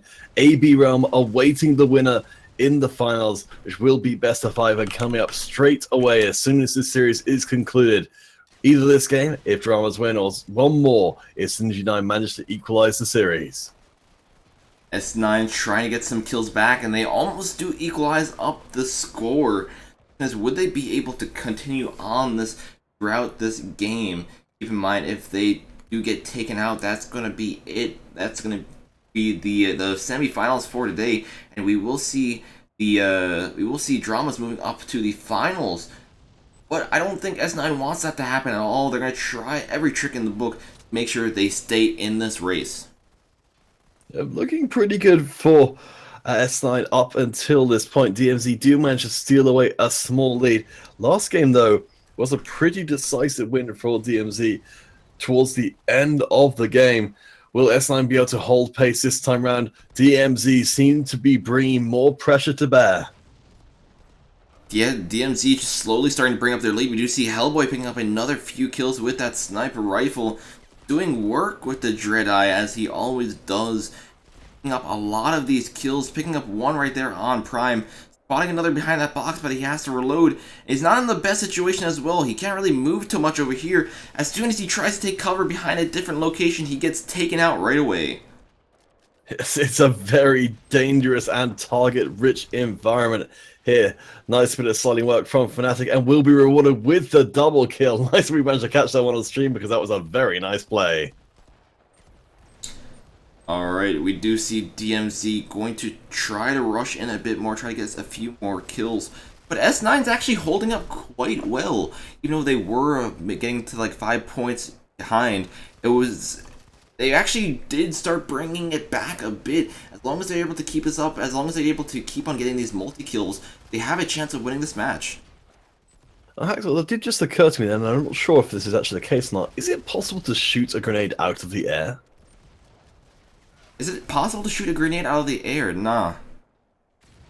Okay, that's worth knowing. It looked like a near thing before, but once more DMZ starting to build up their lead. We've seen the comeback power of the Canadian Synergy9, but it might not be enough. Certainly, a lot of them lurking. We watched Prime before, has already, unfortunately, not having the best of performances in this game so far. Hopefully can step it up as things progress. S9 only 4 kills away from the rest of the enemy team. They could just do it, however they need to be careful when pushing in. DMZ, see how much they're trying to stay grouped together. They're not really trying to spread apart at all. It's going to make it extremely difficult for S9 to push in as a team. You have Hellboy right here trying to take a different angle on this, getting a nice few sniper kills. Up one, knows there's one more behind that box. However, that double team right there, it's a bit too much for him to handle, and he does go down. Hellboy almost operating solo for DMZ, which does mean, at least when multiple members of S9 come to bear, the trades are for the most part going in the favor of DMZ, who start winning a whole bunch more in a hurry. We see the stairs of death there as DMZ are waiting down the bottom with a nice party breaking out, and they fall through the well because that's how much explosive power they are leveraging. I think he just knifed, which glitched him through the world, or I don't know what just happened right there, but that was the first time I've ever caught that on stream, and it was that was interesting to see. Well, apparently it is possible to knife someone hard enough that you leave the planet. Hopefully, the floors will stay in place for the rest of the game. Just slightly over 2 minutes for S9 to find a way back in, but they are behind by 8 kills right now. Nice double kill going to be picked up, traded back 4-1, but DMZ so close to finalizing this semi-final. S9 still only 9 or 6 kills behind. They still have a chance of coming back. However, it's just a very, very tight game at the moment. Drama's probably going to try to steamroll the rest of this match as well. However, we don't know exactly if they're going to be able to do that, or if we'll see S9 actually try to do some sort of comeback. Certainly, S9 have it on their minds, picking an enormous amount of kills in a hurry. So little time left in the match, so few kills. DMZ finally start picking up a few of their own, looking to try and trade all the way up to the finish line. But S9 are fighting for every single kill, every single moment. 2 kills separate from seeing DMZ in the grand final. 1 kill! And that will be it. It looks like Dramas will be going to the finals for today after taking out S9 50-44 in our semifinals for today. I believe we may need to do a bit of a restart on the stream because I think we're getting some people saying there's some problems on the YouTube, and I believe our Facebook broadcast has also ended as well. So it seems like as good a chance as any to do a quick do-over and make sure you guys get all the action clearly for our grand finals coming up. Alrighty, we will be back in a few more moments. Make sure you guys are entering on that Twitch page with hashtag quarter. We will be drawing the winner for that sometime soon. So do get your entries in.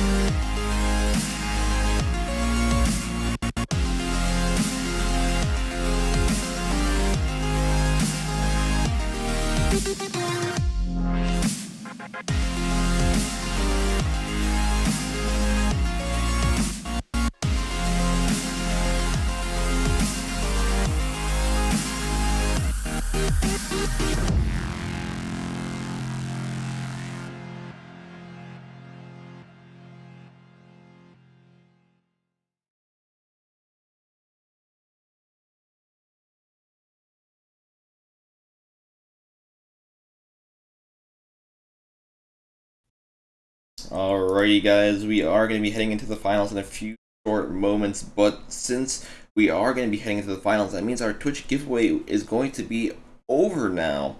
So all the players who did enter, hold on to your seats because we will have those results just a few moments for you guys to see who gets those 500 credits on our Twitch page. I know you guys have been very patient up to this point, but hopefully it will pay off.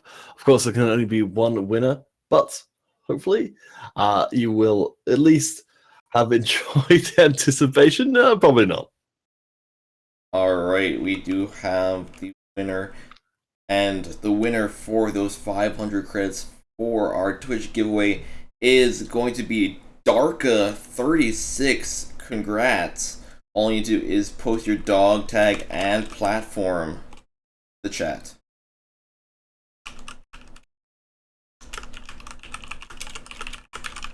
Alright, now that we type that in, we actually will be starting off with our next one as well.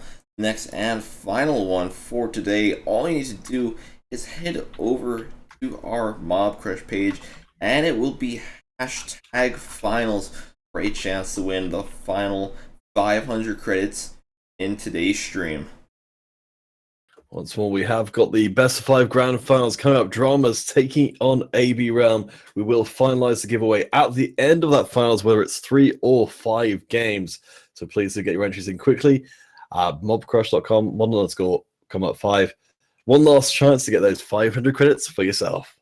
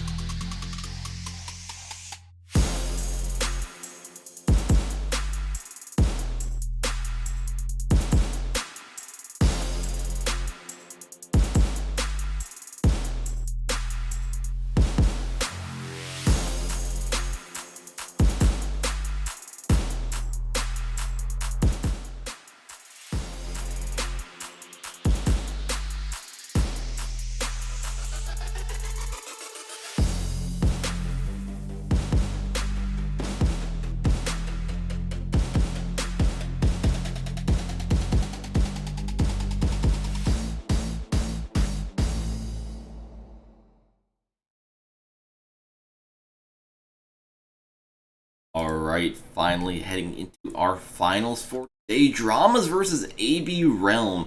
Matchup you've all been waiting on for today.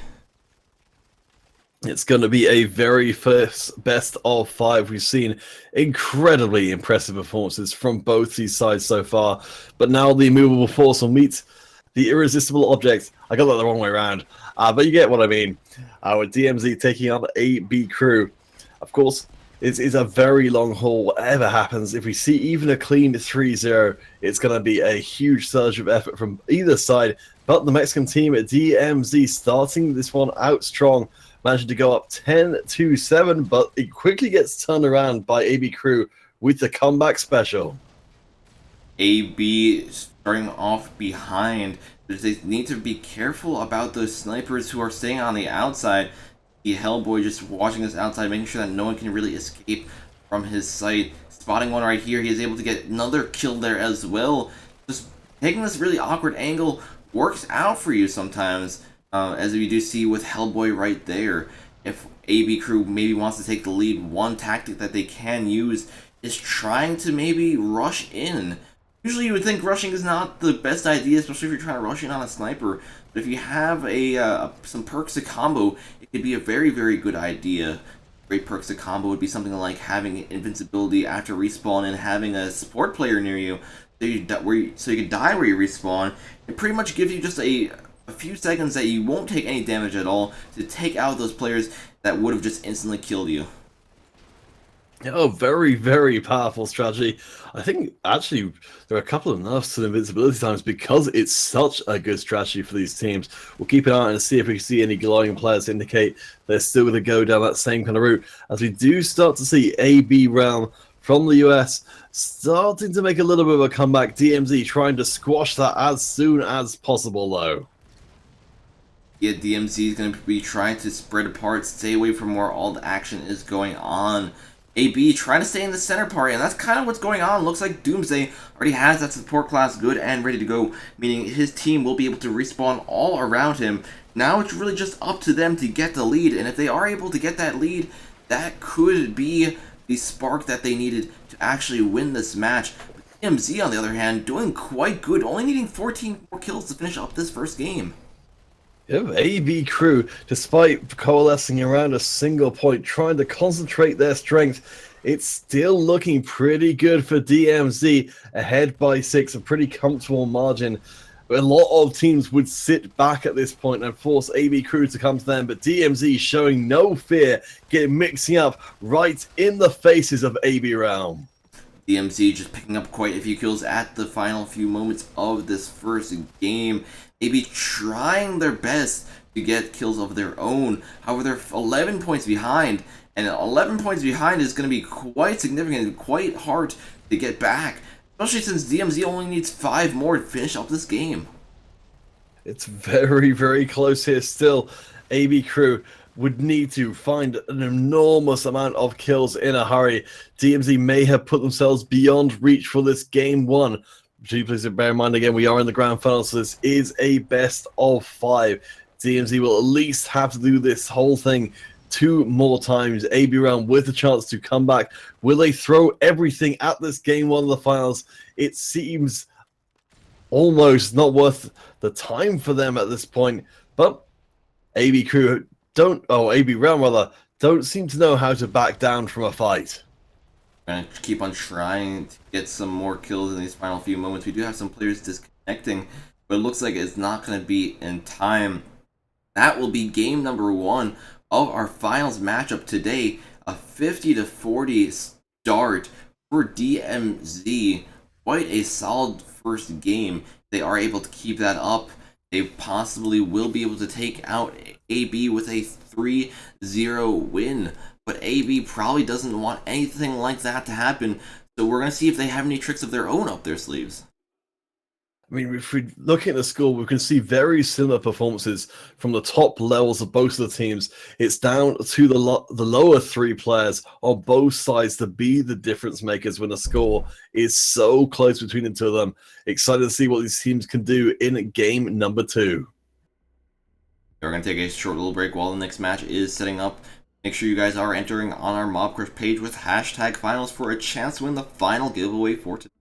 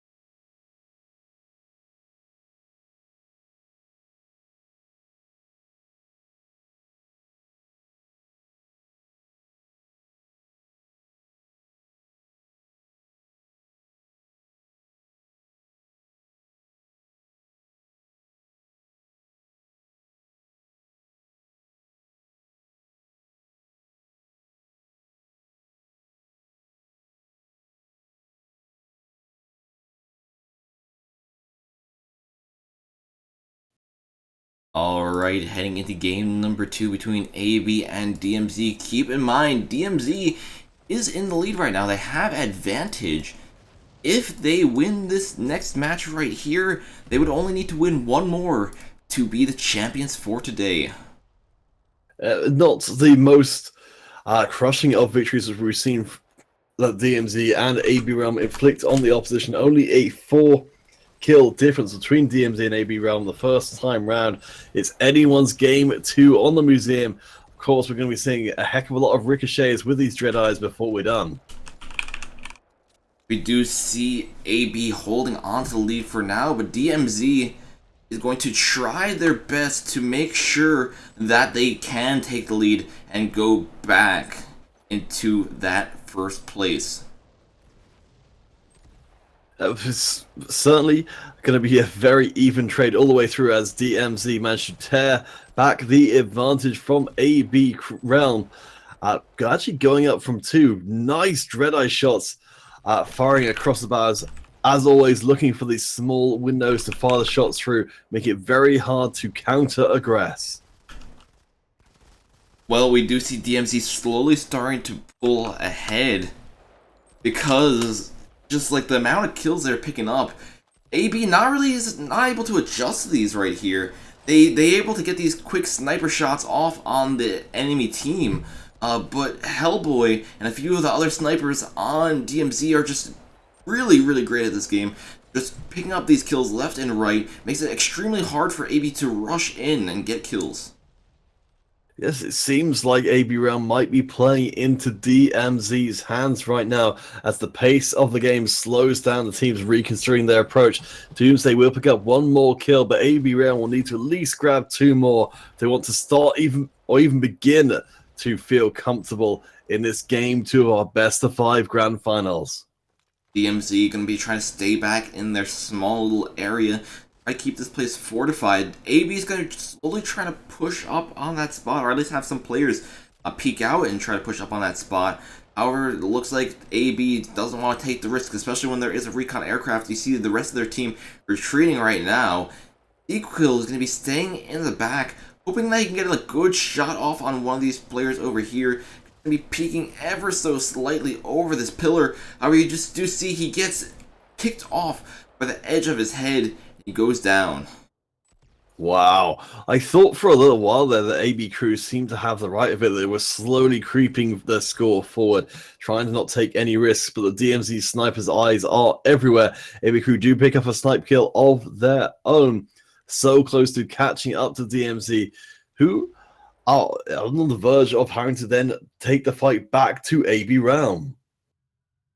Yeah, AB Realm, they still have a shot at this match right here. They just really need to be careful about what they are doing and how they are getting some trade kills and some kills of their own. They were able to pick up some, they need to pick up at least 2 more and then wait it out to bait DMZ into their own trap.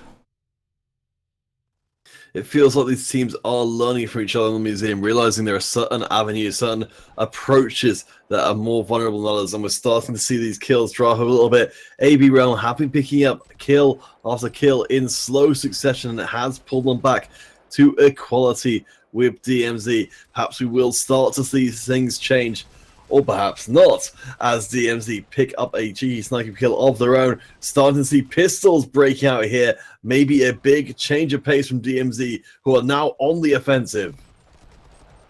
DMZ on the offensive, or only on the offensive though, because they were tied up with AB. They didn't want that to be the case. They wanted to actually take the lead back on their own. And AB has some tricks up their sleeves. That airstrike, taking down some of those enemy players who aren't going to be moving at all. Very good tactic by them. We have some more airstrikes and bombers coming in as well, which could help out AB even more, picking up another kill on MMO. Very good tactic by them. If the enemy team is not going to be coming, if the enemy team is going to be staying in one spot, use these kind of kill streaks to actually take the lead, to take control, and do some damage when you're not even on that part of the map. Now AB Realm with the 1 kill buffer over DMZ, forcing DMZ to come to them, but there's It's so hard to keep track of all the sniper avenues here. We still got the bombers coming into play, have been massively important for AB round. Doomsday picks up a nice kill there as well. DMZ forced into action from the sharp sight of AB round. AB going to be trying to stay back as much as possible. They really don't want to peek out in the open. They know how dangerous these enemy snipers can be. Hellboy taking some shots off on this enemy player. Gets sniped on his own by Doomsday. Ari getting a nade kill on some enemy players as well. Arca trying to get some of these players who were rushing in. AB, maybe it's a bit too soon for them to be a bit too aggressive and rush in like that. And it doesn't really work too much in their favor. They had a larger lead before, but they did give up quite a few kills right there. DMZ seems to be changing up their strategy, going for some close range fighting. Gonna see how well it pays off. A couple more kills come in for AB Realm. Super important right now. DMZ very close to giving away this second game and equalizing this best of 3 series. DMZ gonna need to pull off some magic in the last 45 seconds of the game if they want to make it 2-0. You see Hellboy trying to push out into the open, trying to get some sniper kills on those enemy players, gets taken out right away.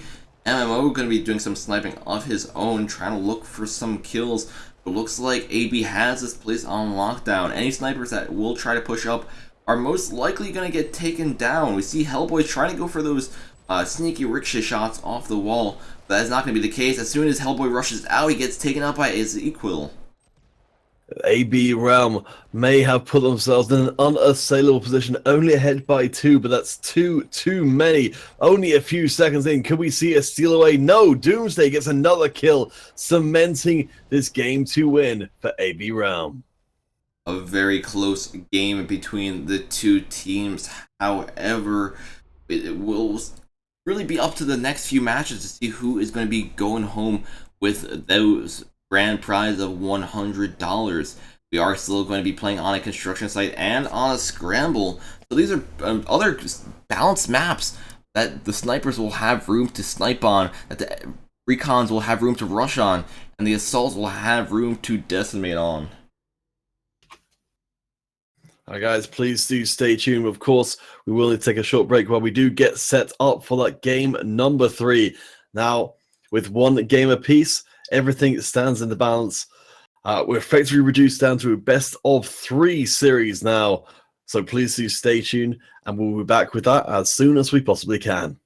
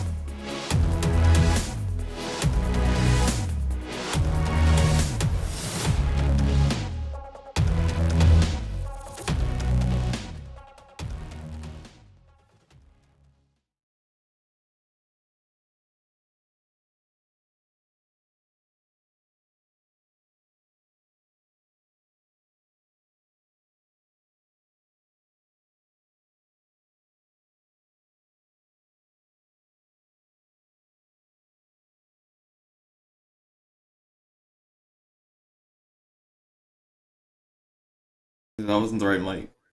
Game number 3 between AB and DMZ is now underway. DMZ ready, having 4 points over AB. However, both teams are still at each other's throats. If you guys are joining in this right now, keep in mind both teams only have 1 win on each side. So AB has a win, DMZ has a win, meaning they each only need 2 wins to go home with that grand prize. Yep, Dramas from Mexico, AB Roma from the US of A. Both very, very closely matched so far. Numbers certainly tell a story. Only 4 kills separating in the first game, only 2 kills in game number 2. It keeps getting closer. And so far, in game 3, DMZ seems to be finding success with some long-range sniper spam.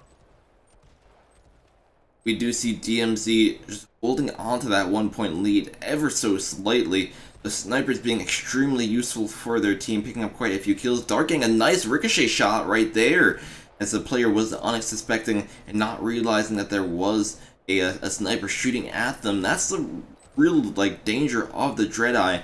The fact that the bullets actually will bounce off the walls. The fact that you can think you're safe behind the wall from a sniper, but you don't really realize that the sniper bullet can bounce off and hit you. I mean, it's so tricky, especially on a more open map like this, where there's less defined sightlines. DMZ, though, making great use of creative angles with their sniping to be able to catch AB Realm off guard, securing that 3-kill advantage. Still, it's anybody's game number 3. DMZ will need to keep on putting the pressure, or AB Realm will find a way to trade it back. We do see 1-2 kills coming for AB Realm, with only 1 answering from DMZ. DMZ going to be trying to build up their lead more. They don't want it to be a situation like the last game where they had the lead at the start of the game, but AB just slowly clawed it back and started building up their own Ari. And not the best situation right here. Getting kind of cornered by all these DMZ members, finally getting taken down.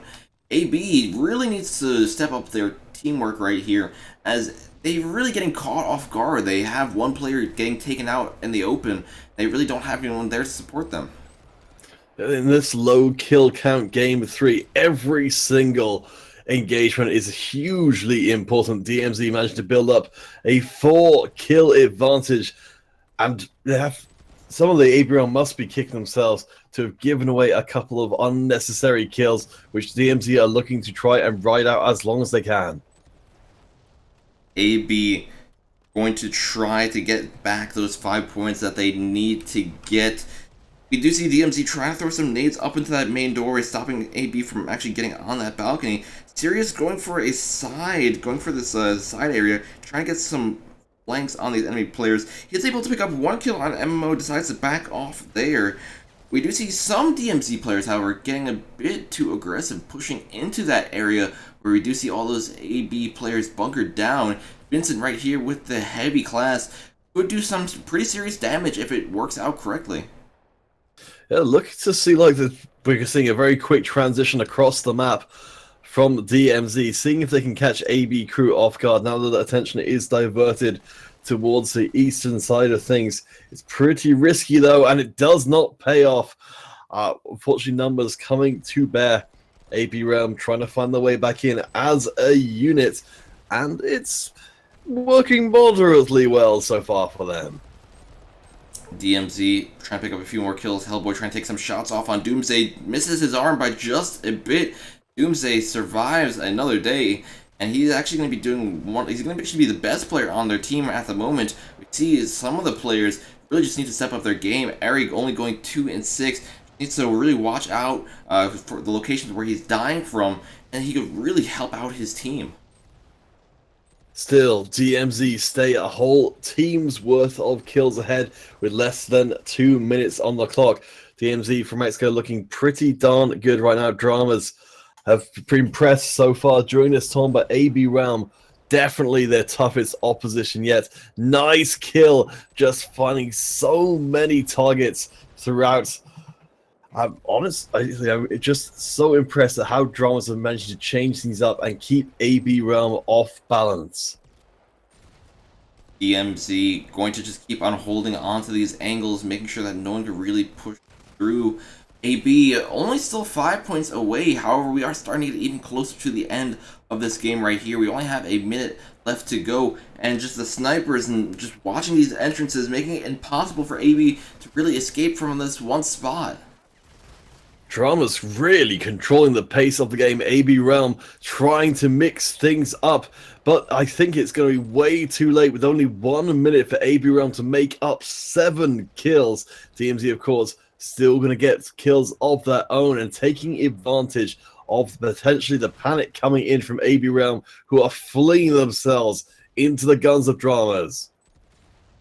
AB only has 40 seconds left in this game to get 9 kills. Looking very unlikely at this point, as we do see DMZ just continuously picking up these trade kills, picking up some more kills as well. We do see some kills coming in from AB, but it's nowhere near enough what would be necessary with only 20 seconds left. Hellboy once more a central part of the success of DMZ, rocking currently 15 kills to 10 deaths, so most kills and most deaths on the DMZ side, but so many teams revolving around their sniper play. DMZ no exception. And that will be it for game number 2. DMZ taking another victory, 47-36 against AB. That does put them ahead 2-1, meaning if they do win this next upcoming match, they will be the champions for today. It's really up to AB to see if that is going to be the case or not. Please do keep the entries coming in on the Mob Crush channels. That will be our final giveaway for the day. So hashtag finals will be what you need to do. mobcrush.com/Muddled_combat5. As Haxon said, we may only have one more game in our grand finals today for you to get your entries in before we close those off and draw our final winner.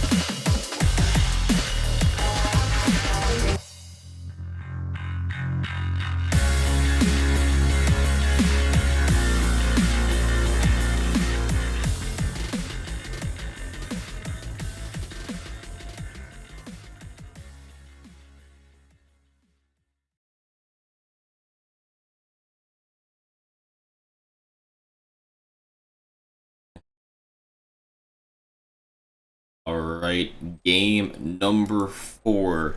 What could be the ending game for today if DMZ is able to win this match right here. DMZ starting it off quite good with that first blood, and they are going to be taking a heavily defensive stance on this map. Oh wow, DMZ starting out crazy good. Last game was the biggest victory by either team so far, 47-36, vastly outstripping the differences before. DMZ putting on a clinic, going up 7-1 in under the first minute. Really impressive performance. Hopefully, we can see something just as crazy for the rest of the game, but DMZ, very eye-opening performance. It's just an incredible start for them. Vincent right there with the double kill. Dark finishing off that sniper who's trying to hide behind cover there as well. This is not looking good for AB at all. Starting off this match being 8 points behind is extremely massive. AB is trying to get some return kills of their own, but it's a very steep slope. It has got to be a sledgehammer to the morale of AB Realm to know that you are in a game which could see you knocked out of the tournament and have such a strong start from DMZ. But nonetheless, AB Realm are coming back into this one, picking up a whole bunch of kills of their own. They're going to be able to drop down the bomber. Don't know if it's going to get any kills, but airstrike's going to be coming through as well. AB Realms punching back into this despite the worst start imaginable. You see AB starting to pick up the pace, tying up the score right there as well. It wasn't looking too good for them at the start of this game, but like now it's actually doing they're doing quite a bit better. They're actually pressuring DMZ into this back portion of the map. DMZ trying to look for these kills now, trying to get these snipers to get these picks on the enemy players, as you do see Hellboy taking out Sirius right there. But AB's being a bit smarter about peeking out. Honestly, this game is unrecognizable from that first minute when DMZ took complete control. Suddenly, we're back to this more methodical styles, looking for individual kills. As AB Realm do take the lead. DMZ trying to follow best as they can, but still remaining behind for the time being. We'll see AB continuously trying to push in. This is performance from AB we have not seen previously, which is quite impressive actually. DMZ probably had their hopes up after that first few moments of the game, but I don't know what they're thinking right now. They're probably somewhat shocked that AB was able to just put so much pressure on them and even come back for a brief moment. I can only imagine that DMZ got a little carried away with that early success to give away that many kills that quickly after that early success has got to be problematic, I suppose, for the Mexican side dramas as well.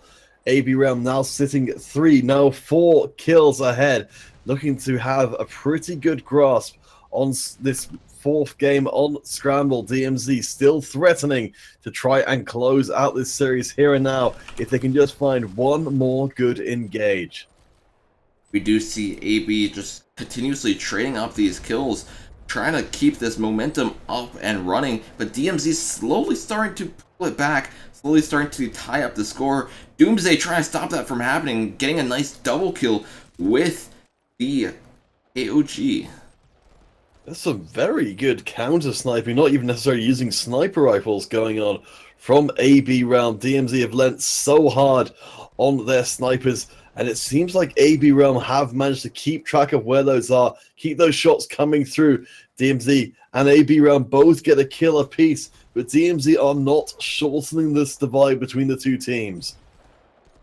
We do see AB trying to keep this lead, but they're maybe making a bit too many mistakes. Doomsday peeking out into the open right there just gives a free kill to DMZ. DMZ tying up the score for a brief moment until Doomsday is able to take the lead back once more. And you just see the pressure that DMZ is putting on, even though they're not really moving on.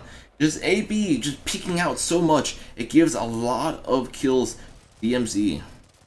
Still so very close. One kill separating.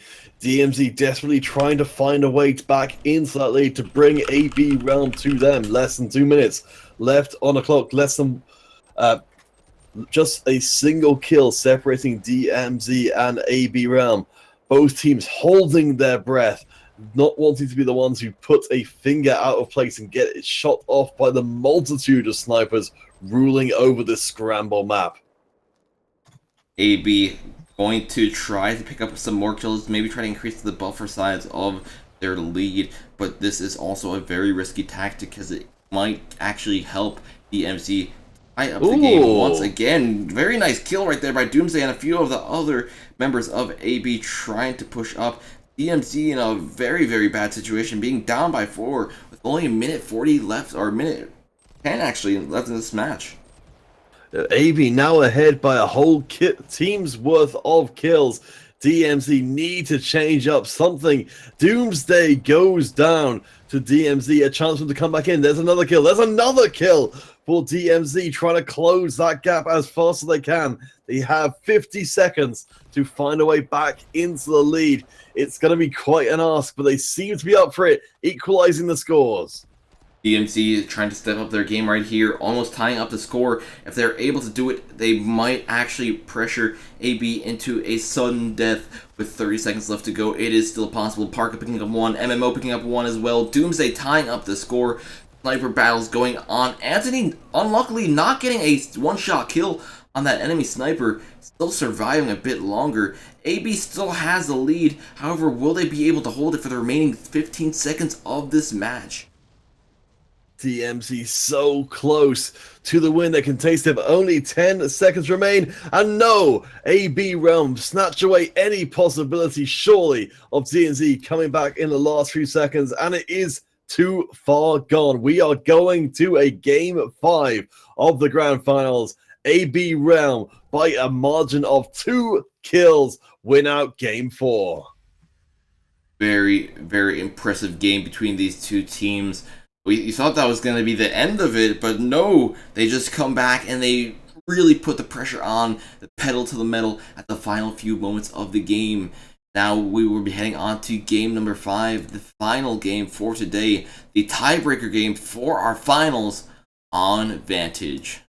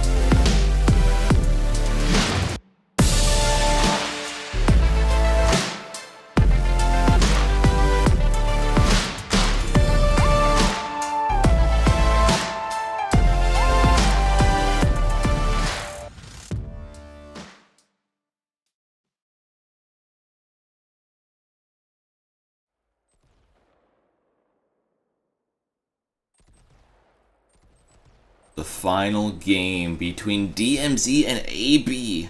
Both teams have tried extremely hard to get to this point, but now only one will go home with the prize. All but one of these games has been incredibly close between AB Realm and Dramas. These guys pushing each other to the limit and beyond. We'll see is the master of the rush game mode, elimination style, no respawns between rounds, also power-ups, which will be kept between rounds as well. So far, though, looking pretty darn even, just as expected.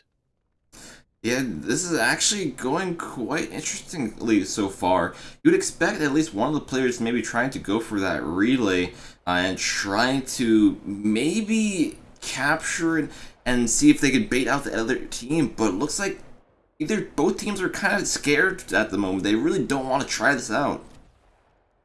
For any of you guys who haven't had too much experience with the Rush game mode before, one of the win conditions is to control the central relay point. Controlling it will give your team intel, which you can spend on power-ups. And if, when the timer runs out, you are the one in control of that relay, you will automatically win without having to necessarily eliminate the rest of the opposing team. As Haxter has said, it will provide a notification to the opposing team if a capture attempt is made. So expect all the fury of the heavens to fall upon the first one to try it, and it will be Dramas. DMZ, now that they are capturing the relay, it's going to be a lot more difficult. Ooh. I was going to say it's a lot more difficult for AB to do anything about that, but it looks like Drama still had that one extra player in the small little corner, Dark, being able to secure that relay. That does give the first round to DMZ.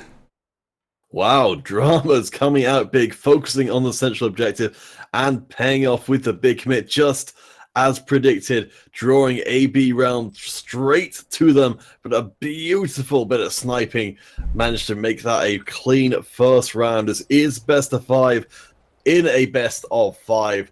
We are only getting started with this particular one, so AB Realm have every chance to come back and learn from those game 1 mistakes. They also have to keep in mind DMZ is going to be a bit more buffed than they were the previous round. They were able to stock up those points from capturing that relay and being alive. So you're going to have to really be careful about the amount of power that DMZ will have now. If I was them, I would try going for that relay a bit quicker than before. It looks like we do already have AB on the relay. Looks like they already do have it captured. So now the pressure is going to be up to DMZ. Well, as Haxel said, if you capture the relay early, you will get a steady stream of intel to spend on health, damage, etc., the power-ups that will carry on between rounds. I think AB Realm, learning from what Dramas did last time around, if they put multiple members on that relay, it's a much easier task to try and hold onto it. But so far, so good. And we finally see AB Realm stealing back a round of their very own. AB still has a shot at this right here, since they were able to get that relay, since they were able to get all those kills. It will be very, very useful because it will reset DMZ to their default stats. They will get some extra intel from just spawning in, but it still won't be as much as now AB has. If AB is able to utilize this to their advantage, they could take it all the way. However, like we saw with DMZ, we don't really know what would happen. Even though DMZ had the lead last time, AB still gave it up. Sirius from the AB Realm crew will be taken down as the first salvo of the game. It looks to be pretty even so far, 4 apiece remaining in contention. I have to think after that initial foray into capturing the central point, so there's going to be a little bit of caution in case the opposing team sees it coming and learns to punish. AB needs to be careful about pushing up. We will see a lot of nades getting thrown at the bottom, trying to do some damage to those players that are on the relay. But we do see that player who was trying to throw those nades getting punished for it, maybe doing a bit too much damage to himself with those grenades. And now AB will have control of that relay. The pressure is going to be on DMZ. DMZ is going to be trying to push up and capture this relay back. However, they need to be extremely careful about this, as AB is going to try to have this place locked down. AB with the big advantage, numbers advantage, holding on to that relay, ticking up the intel. The longer this game goes, the bigger their advantage. And of course, once that 20 seconds runs out, there will be an also third round win for them. Will we see DMZ come back in the last few moments? They need to wipe out AB Realm to make that a possibility. I don't think it's going to happen. That last few seconds ticking away seems to be that DMZ want to hold on to the last remaining power-ups they have accrued up until this point. Yeah, that probably was the smarter idea, because there was no point in trying to rush in, losing those power-ups and losing the round. Might as well try to salvage something, try to do something for that final round, see if you can come back. But now there's going to be a lot of pressure on DMZ. They will need to win this round, or else that will be it for their tournament, and that would be AB winning it. AB Realm from the United States doing very, very well in the last one, and go into this crucial game with all the intel they could really ask for. All those power-ups remaining on them. DMZ facing off against their toughest test in this round. If DMZ can win out here, they've got a very good chance of taking this series, but it's not starting well as AB Realm take the first blood. AB, now that they know they have a slight advantage, now they know there's an enemy over there, they could put some pressure on him. Hellboy getting kind of suppressed with grenades, can't really do anything while he's at the bottom part of the map. Daria has to be careful though, because Hellboy is quite a fearful sniper, and he is able to take him out, so that is one key player for DMZ down, and now AB, with only one player down themselves, will have a very good advantage.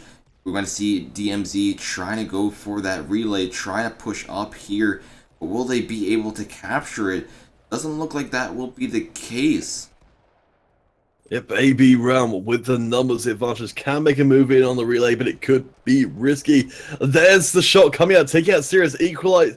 No, bringing the numbers to 2-3. DMZ now down to a single member against 3. Could we see the miracle play? One taken out with a ricochet. Will it be a second DMZ? No. AB Realm have done it, and they will be your Blue Cup number 44 champions. Very, very good plays by AB that game. It was kind of shaky at the start. You thought they weren't going to do too good because that first victory, but it looks like they did catch DMZ off by surprise, and ever since that point, DMZ started sandbagging. AB was able to build up a massive amount of perks, really max out their characters, and just be a lot better than DMZ in terms of character placement for those matches. DMZ, if they were maybe a bit more aggressive, decided to push in on the relay, they could have done a bit more with defending against AB, but that was not the case. Know a lot of you fans of both teams in chat, so commiserations, of course, to Dramas and their fans. Congratulations to AB Realm. Anthony performing very well for the AB Realm side, 9-1 in that last game. Absolutely crazy, but with a 3-1 victory in the last round of competition, we have your champions today. Congratulations once more, which will mean that our final giveaway will be concluding almost instantly. If you don't know about it, I'll just put it out on the chat one more time. mobcrush.com/modern_combat5 #finals, your last chance to be part of that last giveaway before the end of the night. Are going to be waiting about 2 minutes, so you guys who have not entered have a final chance to enter. And once we come back, we will be drawing the winner and concluding our stream for today.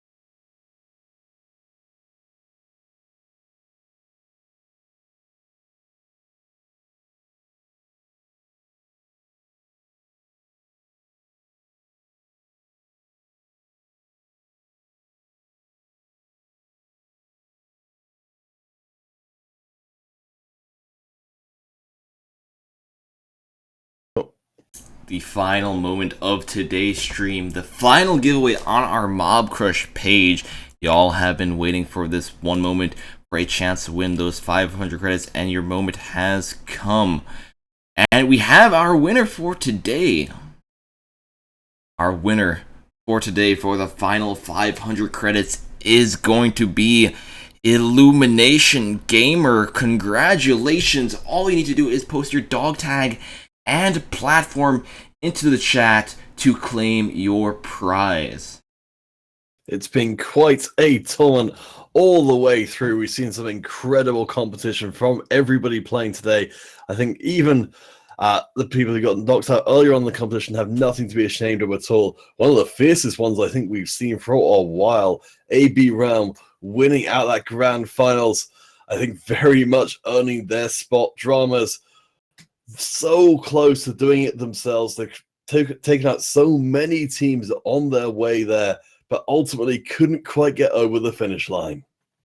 It's going to be quite interesting to see how these results affect next week, see what teams play for next week. If you guys haven't already, make sure you do follow us on our social media platforms, on our YouTube, Mob Crush, Facebook, and on our Twitch page, so you do get notified when we do go live with these cups.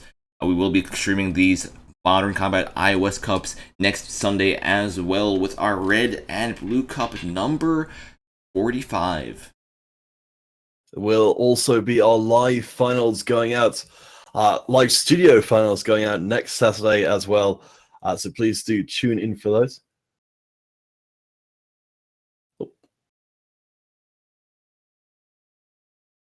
Oh, right, sure.